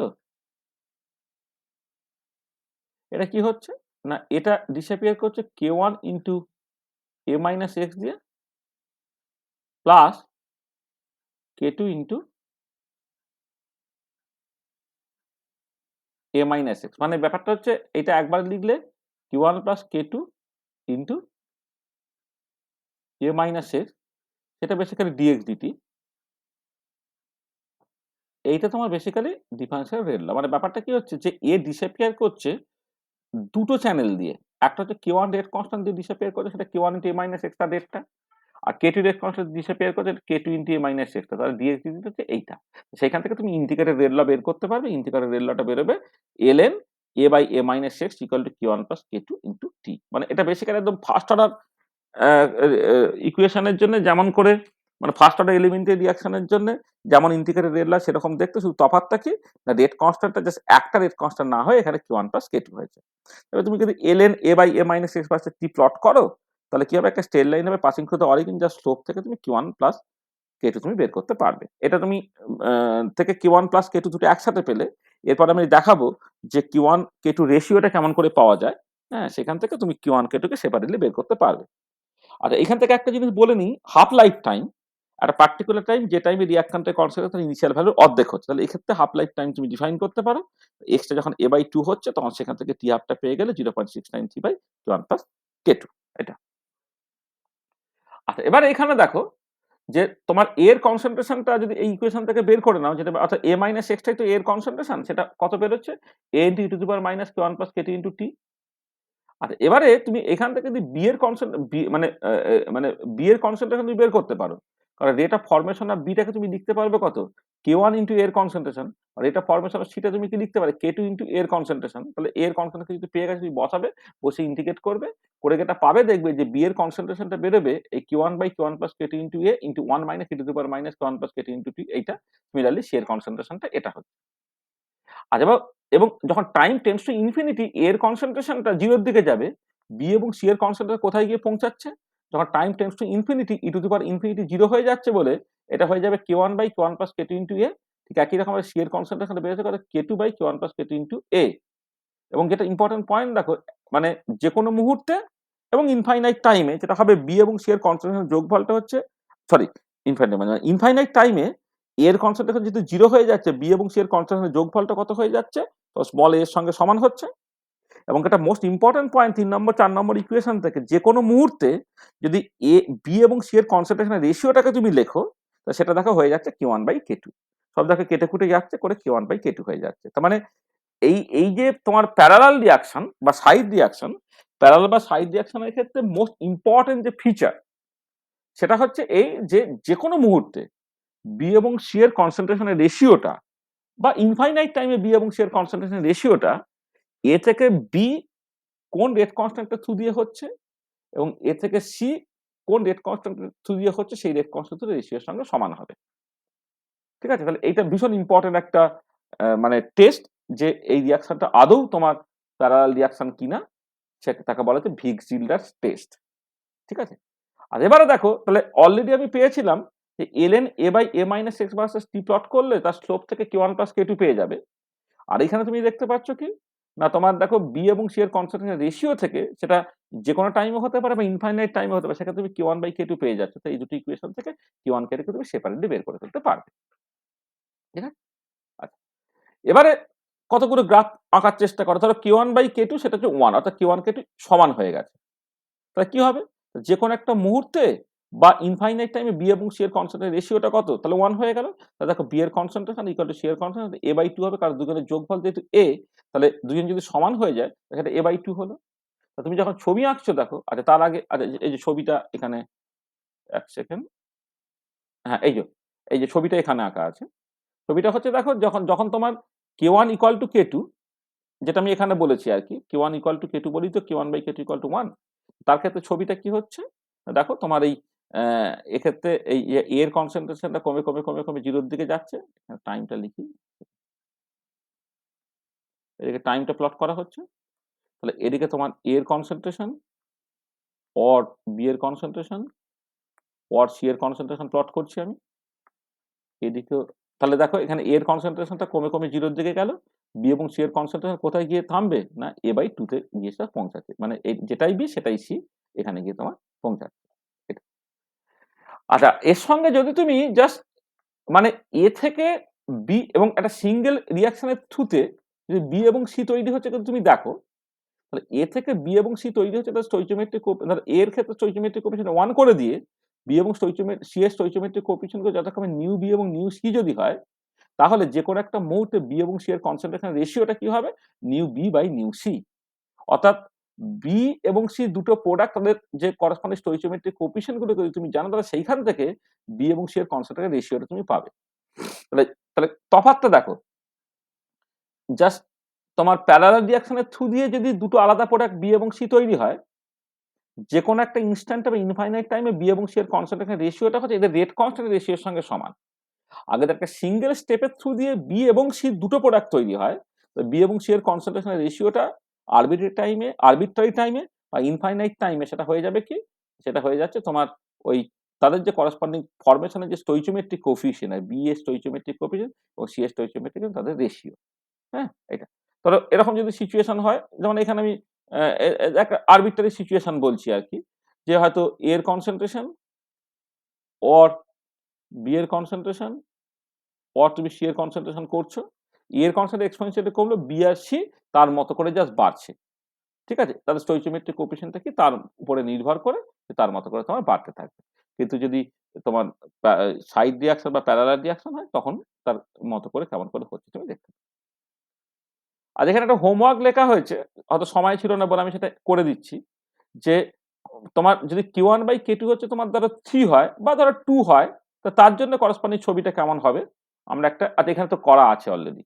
আর ছবিগুলো সরি এটা ওখানে ঢুকে গিয়েছিল। ওইজন্য ঠিক আছে। এখানে দেখো করা আছে। যে এই যে মানে এটা অ্যাকচুয়ালি পরের পাতায় করলে ভালো হতো। যাকগে মানে এটা এখানে মানে পরে এটা করে দেয়া হয়েছে। এই দেখো। দেখো এখানে A, B এবং C এর কনসেন্ট্রেশন ভার্সাস টাইম তুমি প্লট করছো।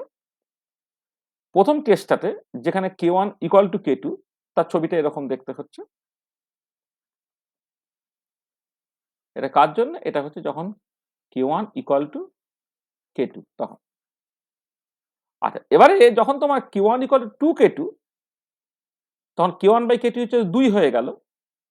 অর্থাৎ ইনফাইনাইট টাইমে বি এর কনসেন্ট্রেশন বা ইনফাইনাইট টাইমে সি এর কনসেন্ট্রেশন যেটা K1/K2 সেটা যদি 2 হয়ে যাচ্ছে, তাহলে বি এর কনসেন্ট্রেশন এট ইনফাইনাইট টাইমে হলো 2 * সি এর কনসেন্ট্রেশন। আবার কি?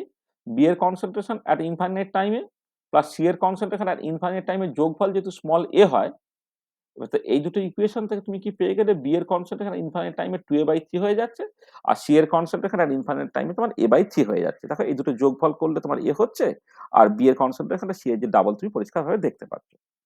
তাহলে এবারে যদি তুমি ছবি আঁকো তাহলে কেমন হবে? দেখো এটা এক্সপোনেনশিয়াল ডিকে করলো, সিটাও বাড়লো, বিটাও বাড়লো, বেড়ে কি হচ্ছে না বিটা শেষ হচ্ছে 2a/3 তে, সিটা শেষ হচ্ছে তোমার a/3 তে।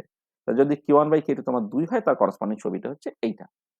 আচ্ছা, এবারে কিন্তু উল্টোটা হয়ে যেত, K1 আর K2 যদি হাফ হয়ে যেত তাহলে ছবিটা কি হবে বলো তো? এক্সাক্টলি একই হতো আর B, C তার রোলটাকে পাল্টে যেত। এখন B এর কনসেন্ট্রেশনটা a/3 তে হতো আর C এর কনসেন্ট্রেশনটা 2a/3 তে হতো। একই রকমের ছবি হবে, শুধু তার রোলটা পাল্টে যেত। আর এখানে তোমার এই হোমওয়ার্ক একটা দেয়া হয়েছে যে যদি তোমার K1/K2 তোমার 3 হয় তাহলে তার করেসপন্ডিং ছবিটা কেমন হবে? তুমি একটু বাড়ি থেকে করে নিলে আরকি। ঠিক আছে? এটা।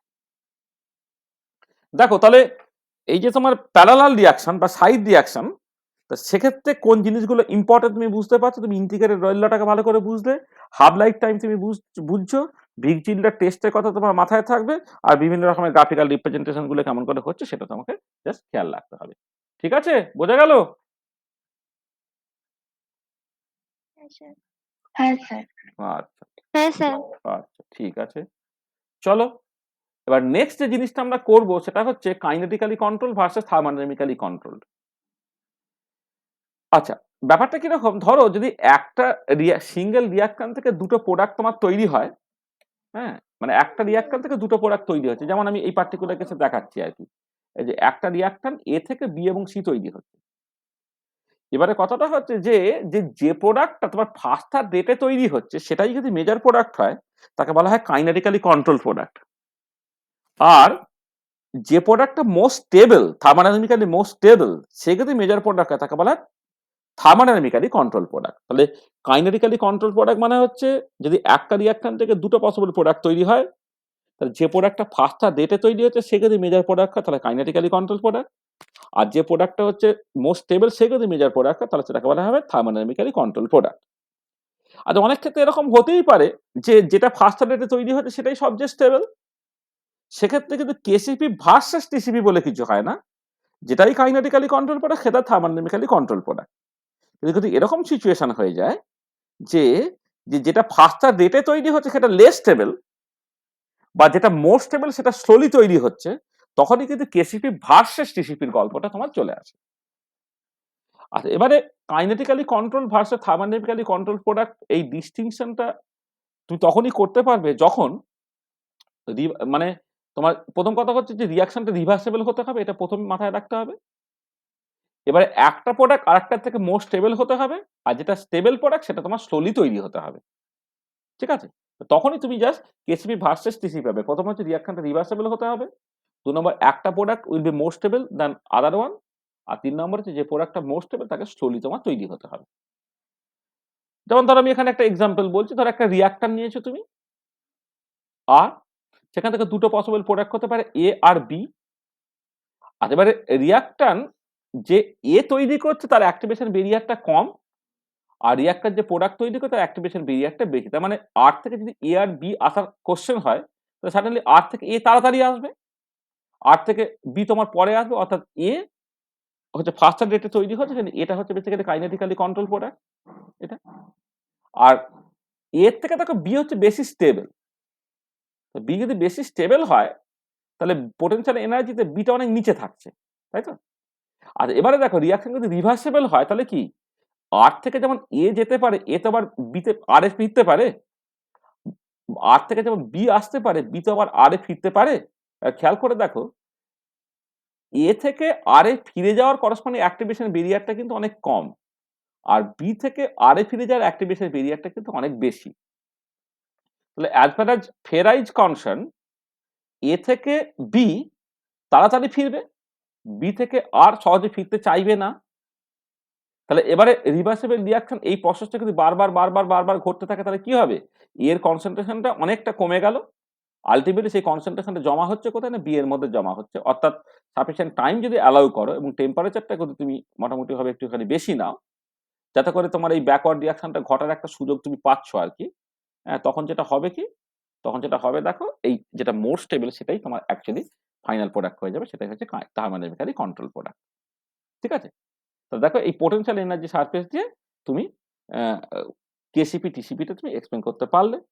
আচ্ছা, যে এক্সাম্পলটা খুব ইম্পোর্টেন্ট সেটা হচ্ছে তোমার ধরো এই 1,3-বিউটাডাইনে তোমার এইচবি এর অ্যাডিশন। যখন এইচবি এর তুমি এই যে 1,3-বিউটাডাইন, হুম?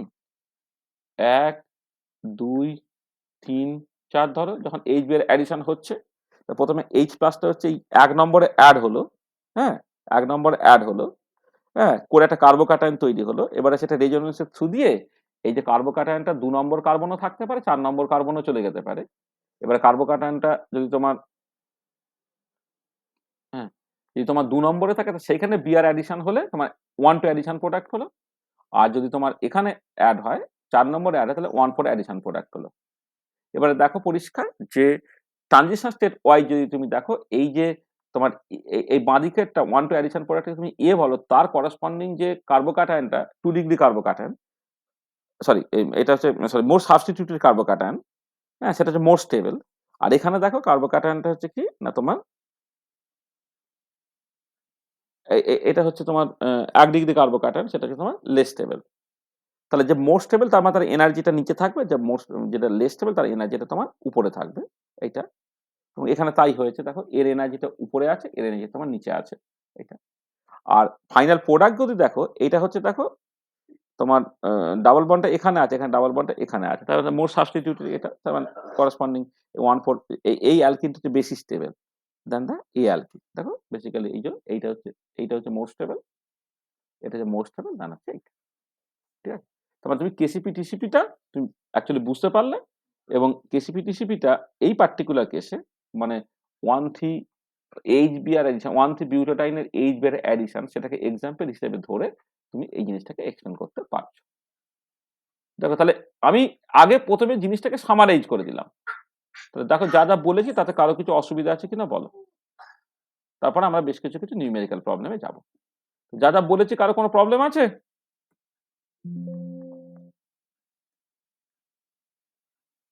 ঠিক আছে? হ্যাঁ স্যার। হ্যাঁ স্যার।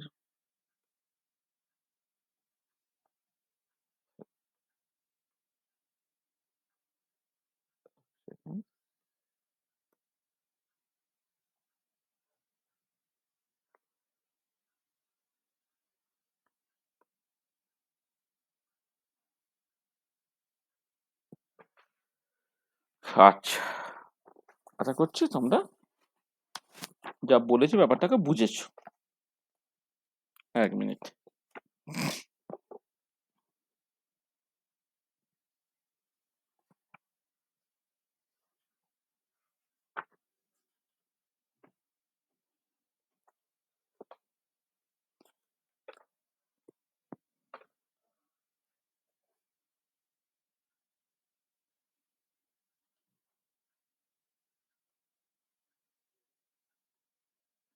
আচ্ছা, একটা প্রবলেম দেখো।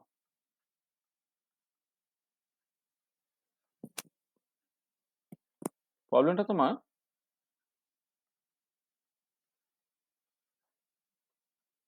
CU 2018 এ পড়েছে। বলছে consider the following parallel reaction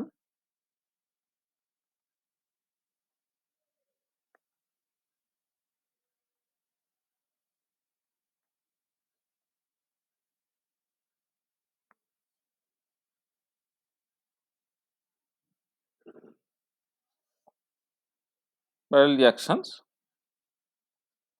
of first order each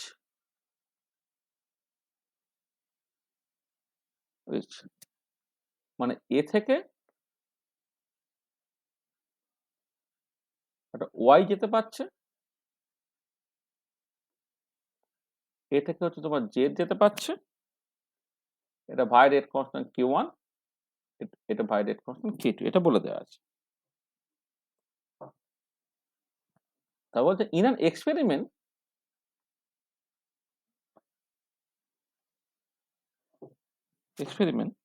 it was found that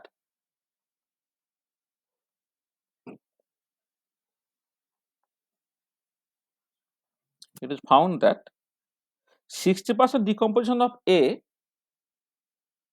60%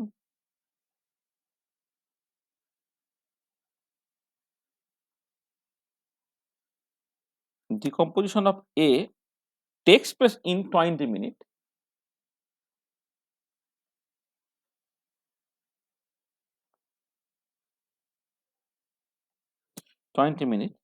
And analysis of product showed that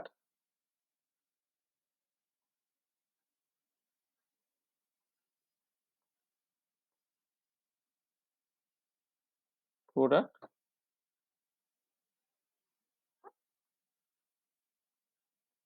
showed that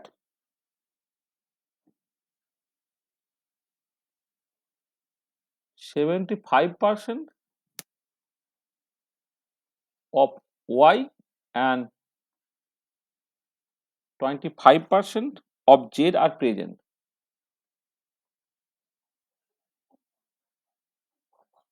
These are present. Calculate Q1 and K2. Calculate Q1 and K2.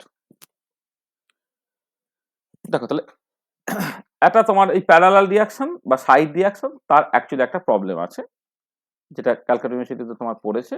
তাহলে এর সলিউশনটা আমরা করার চেষ্টা করি। দেখো বলছে in an experiment it was found that 60% decomposition of A takes place in 20 minute. তার মানে এই রিয়াকশনের ক্ষেত্রে তুমি যদি ইন্টিগ্রেটেড রেট লটাকে দেখো,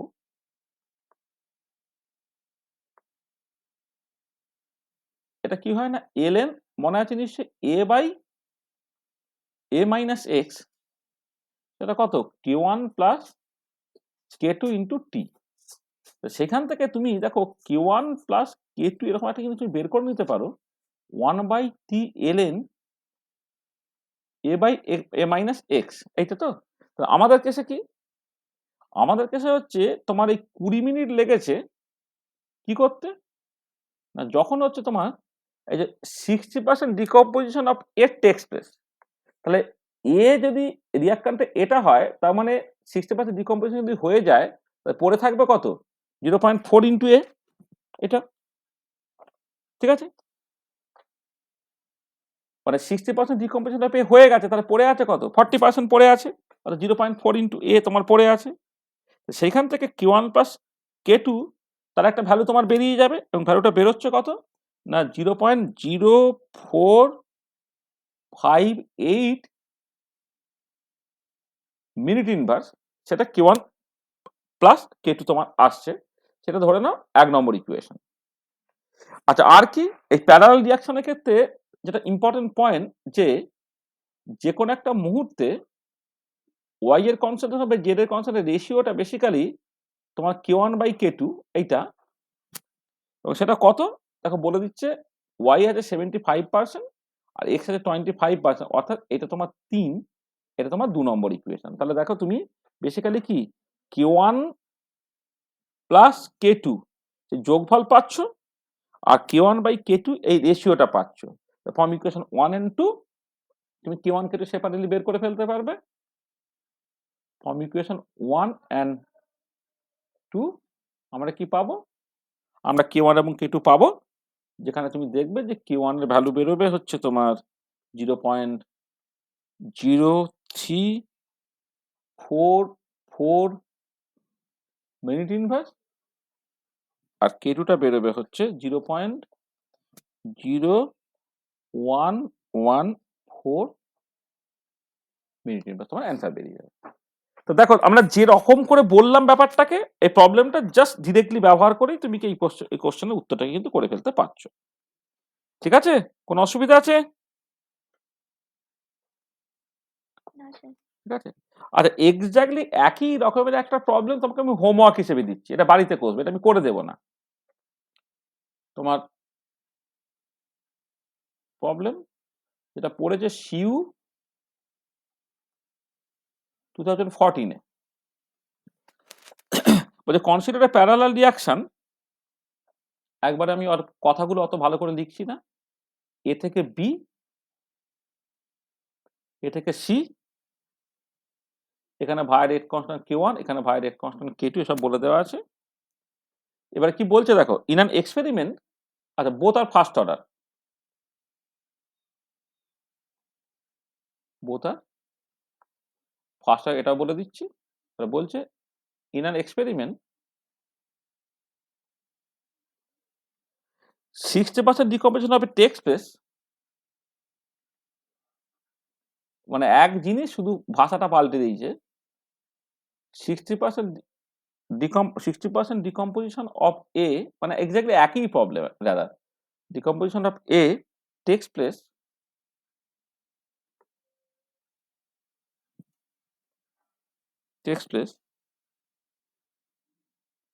in 20 minutes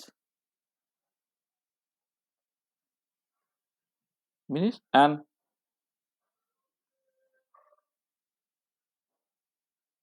analysis of products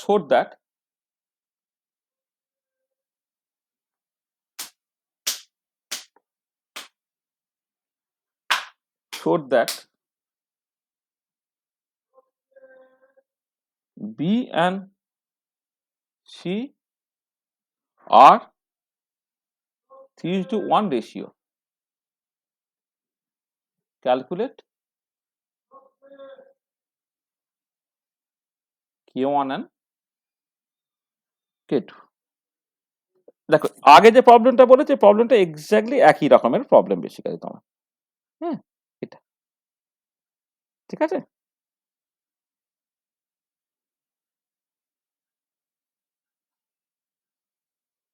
প্রবলেমটা তো একদমই সেম।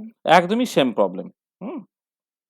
শুধু ওই ভাষাটা শুধু পাল্টে দিয়েছে, শুধু ভাষাটা একটু পাল্টে দিয়েছে, মানে এর মধ্যে একদম কোনো তফাৎ নেই। ঠিক আছে, আচ্ছা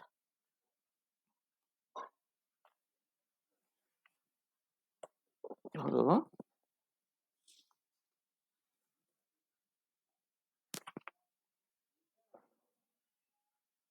নিউমেরিক্যাল প্রবলেমগুলি মূলত দেখতে চাইছি। ওই সোদা টোদা ঠেনাটানাই বেশি সব প্রবলেম দেখছি।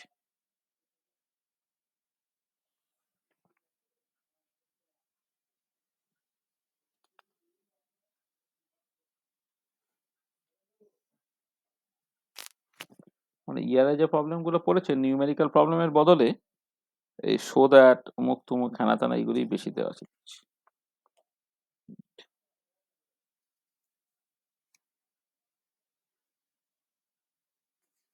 যেগুলো আমি অলরেডি বলে দিয়েছি আর কি, যেগুলো পড়েছে সেগুলো আমি অলরেডি বলে দিয়েছি তোমাকে।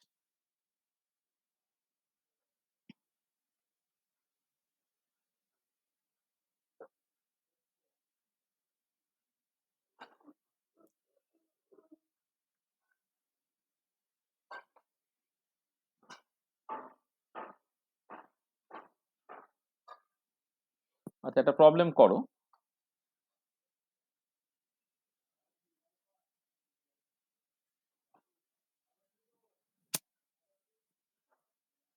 For the reaction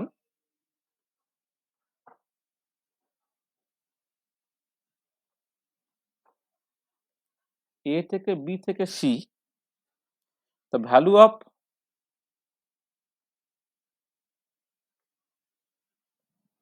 K1 equal to 5.65 into 10 to the power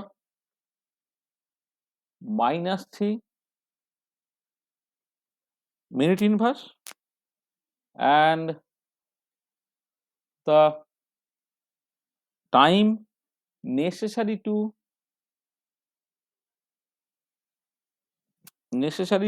reach the maximum concentration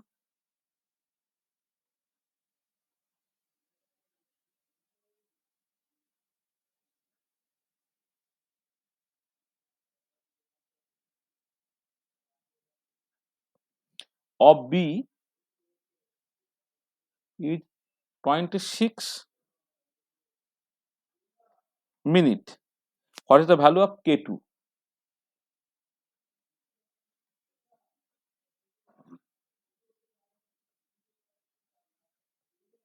What is the value of K2?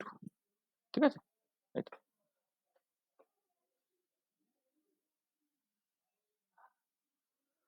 দেখো, এ একটা পার্টিকুলার প্রবলেম দিয়েছে। এটা কোথাও ইয়ারে টিয়ারে পড়া দেখছি না, কিন্তু একটা বেশ ভালো নিউমেরিক্যাল প্রবলেম। এটা তুমি কেমন করে করবে?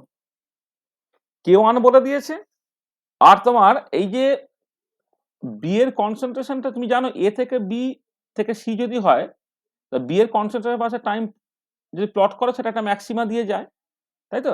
তাহলে সেই টাইমটা কত বলে দিয়েছে। আচ্ছা, তোমার মনে আছে টি ম্যাক্স এর এক্সপ্রেশনটা কি? সলিউশন যদি তুমি করো, উই নো টাইমের ম্যাক্সিমাম হলো কত, ln Q1 by K2 by Q1 minus K2। মনে পড়ছে? দেখো এখানে, দেখো এখানে আমরা করেছিলাম।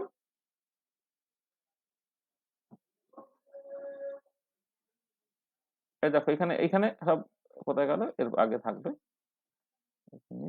এই দেখো, টি ম্যাক্সটা হচ্ছে ln Q1 by K2 by Q1 minus K2, ঠিক আছে?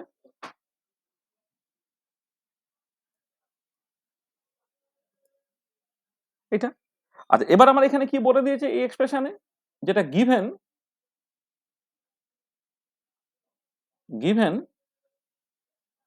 K1 এর ভ্যালু তোমায় বলে দিয়েছে 5.65 into 10 to the power minus 3 minute inverse, আর টি ম্যাক্স এর ভ্যালু তোমায় বলে দিয়েছে একটা পার্টিকুলার টাইম, মানে টি ম্যাক্স এর ভ্যালু বলে দিয়েছে 26 মিনিট। এটা তো এখান থেকে তোমাকে K2 টাকে বের করে নিতে হবে, ঠিক আছে? তো এখান থেকে তোমাকে জাস্ট K2 টাকে বের করে নিতে হবে। তো এটা হচ্ছে তোমার, তোমাকে জাস্ট এটাকে এটাকে আমি নিশ্চয়ই করে দিচ্ছি না। এটা হচ্ছে 26, মানে উত্তরটা মিনিটে বেরোবে। সেটা তখন হচ্ছে কত, ln Q1 হচ্ছে তোমার 5.65 into 10 to the power minus 3 by K2। আচ্ছা, তার আগে এক কাজ করি, এক সেকেন্ড, আমি এটা থেকে মানে K2 টাকে এনে ফাইনাল রেজাল্টটাকে বসাবো।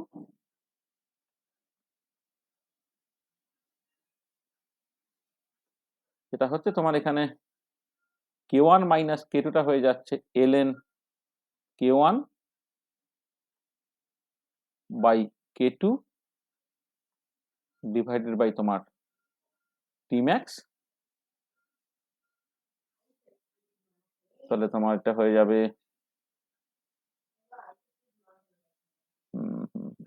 এটা একটুখানি এইটা করতে হবে তো,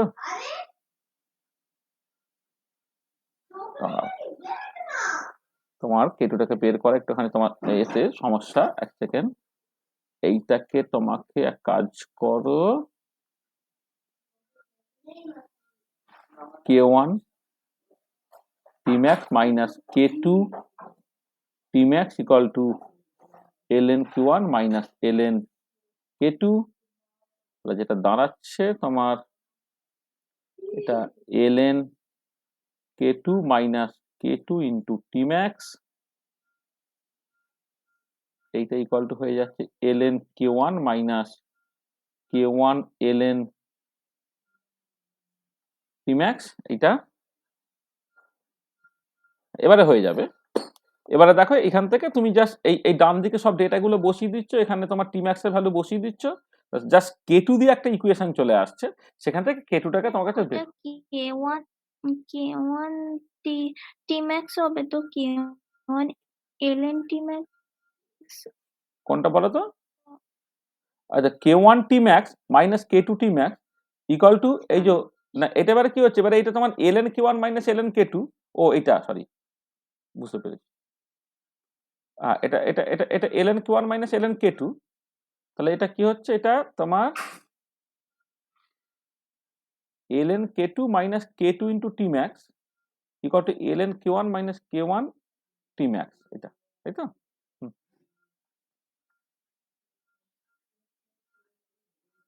হ্যাঁ, ln K2 minus K2 into Tmax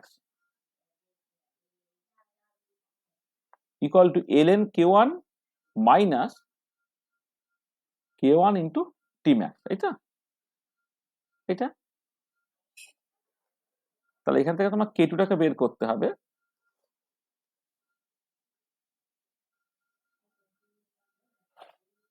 K2 K2 K2 K2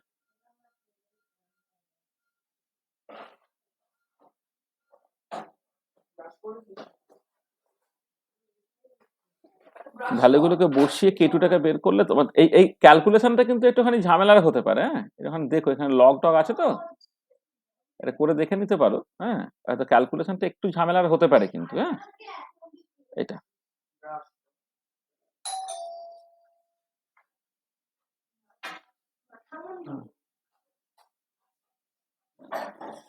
মানে এখান থেকে এই সরাসরি কেটে, এটা ট্রান্সিডেন্টাল ইকুয়েশন, তো ট্রান্সিডেন্টাল ইকুয়েশন হওয়ার জন্য একটু হয়তো অসুবিধা হতে পারে, বুঝেছো বাবা? মানে যদিও তোমার এই একটা ইকুয়েশনে একটা ডেটা বাদ দিয়ে বাকি সবগুলো জানা আছে, মানে ইন প্রিন্সিপাল তুমি সব করতে পারবে, করে ডেটাগুলোকে বসিয়ে তুমি এখান থেকে K2টাকে বের করে দেখো তো একটুখানি। একটা ট্রান্সিডেন্টাল ইকুয়েশন আছে, ট্রান্সিডেন্টাল ইকুয়েশন হয়ে যাওয়ার জন্য তোমার কিন্তু অসুবিধা হতে পারে। তুমি একটু করে দেখো, আমিও একটু করে দেখবো, ঠিক আছে? বুঝেছো? এটা একটু করে দেখো, তোমার ক্যালকুলেশন করতে কিন্তু সমস্যা হতে পারে। হুম, ঠিক আছে? করে যদি কোনো অসুবিধা, মানে করো, করার পরে যদি কোনো অসুবিধা আমায় বলবে, আমি তারপর হেল্প করবো।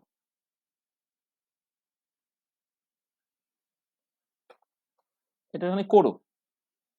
আচ্ছা আচ্ছা আচ্ছা, ওটা কিন্তু করতে অসুবিধা হবে, যদি অসুবিধা হয় আমি তখন ট্রান্সেন্ডেন্টাল ইকুয়েশন কি করে সলভ করতে হয় করে আমি তারপর তোমাদের করে দেবো। আর আরেকটা প্রবলেম করো, বলছে দ্য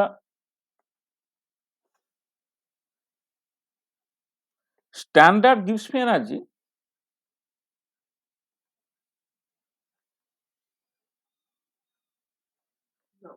for the reaction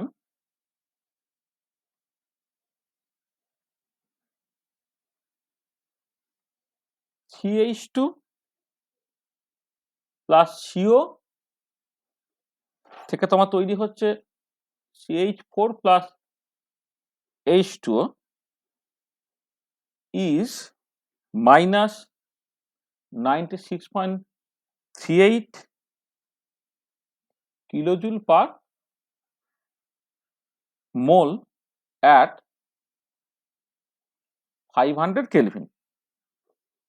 এইখান থেকে বলা হচ্ছে find the equilibrium constant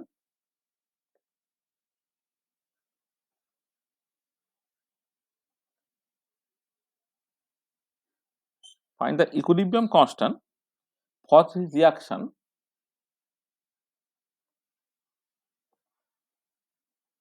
this reaction at 500 Kelvin। দেখো এইটা একদম জাস্ট ডিরেক্ট ফর্মুলায় তুমি বসিয়ে দিতে পারবে। এটা আমরা অলরেডি একবার লিখেছিলাম। দেখো ইকুইলিব্রিয়াম কনস্ট্যান্টটাকে লেখা যায় e⁻⁻ ডেল্টা G0/RT এইরকম ভাবে লিখতে পারা যায়, তাই তো?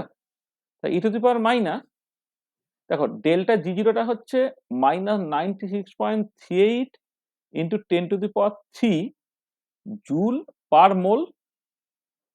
এইটা আটটাকে আমি জুলে নেব, 8.314 জুল পার কেলভিন পার মোল ইন্টু টেম্পারেচার কত বলে দিয়েছে,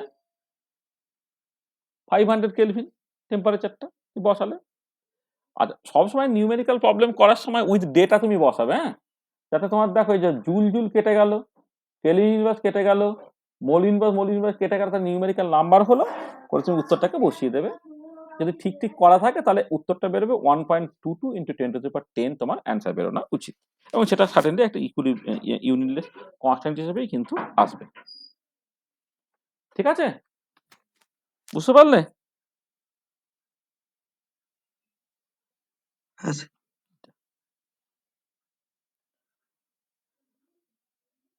হুম হুম হুম হুম।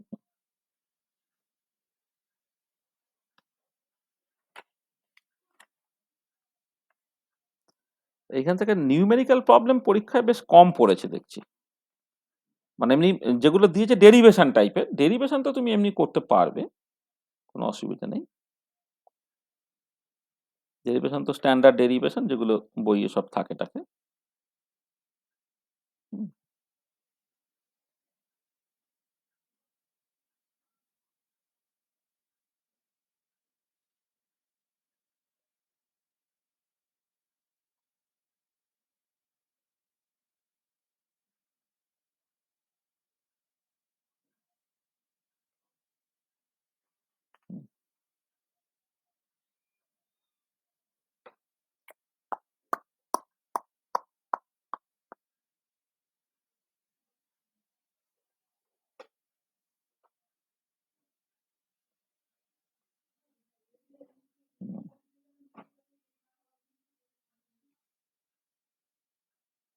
হ্যাঁ, বাকি যেগুলো আছে সব তোমার মানে কোনোটাই ঠিক নিউমেরিক্যাল প্রবলেম না, তোমার ডেরিভেশন রিলেটেড প্রবলেম আর কি। যাকে মানে অসুবিধা নেই, মানে আমরা এই পর্যন্তই না হয় রাখলাম। তো দেখো এই চ্যাপ্টারটা আমরা শেষ করে নিলাম, ঠিক আছে? তাহলে আমরা আর একটা ক্লাস অ্যাকচুয়ালি এই প্রিলিমিনারি ডিসকাশনের জন্য ব্যবহার করব। তাহলে নেক্সট ক্লাসে আমরা যেটা করব,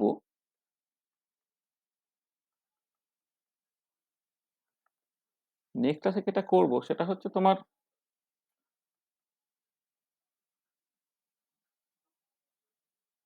টেম্পারেচার ডিপেন্ডেন্স অফ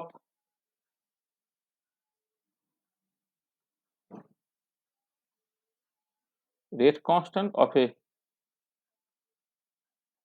রিয়াকশন, সেখান থেকে মূলত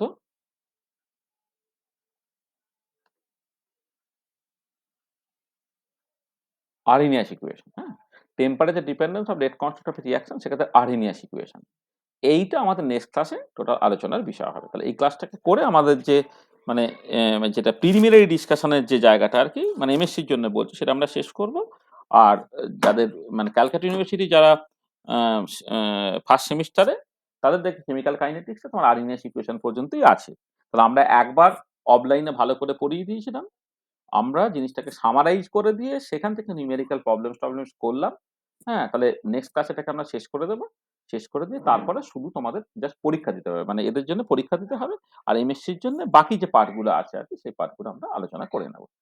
তাহলে এই পর্যন্ত আজকে রাখা হলো। End of lecture 4।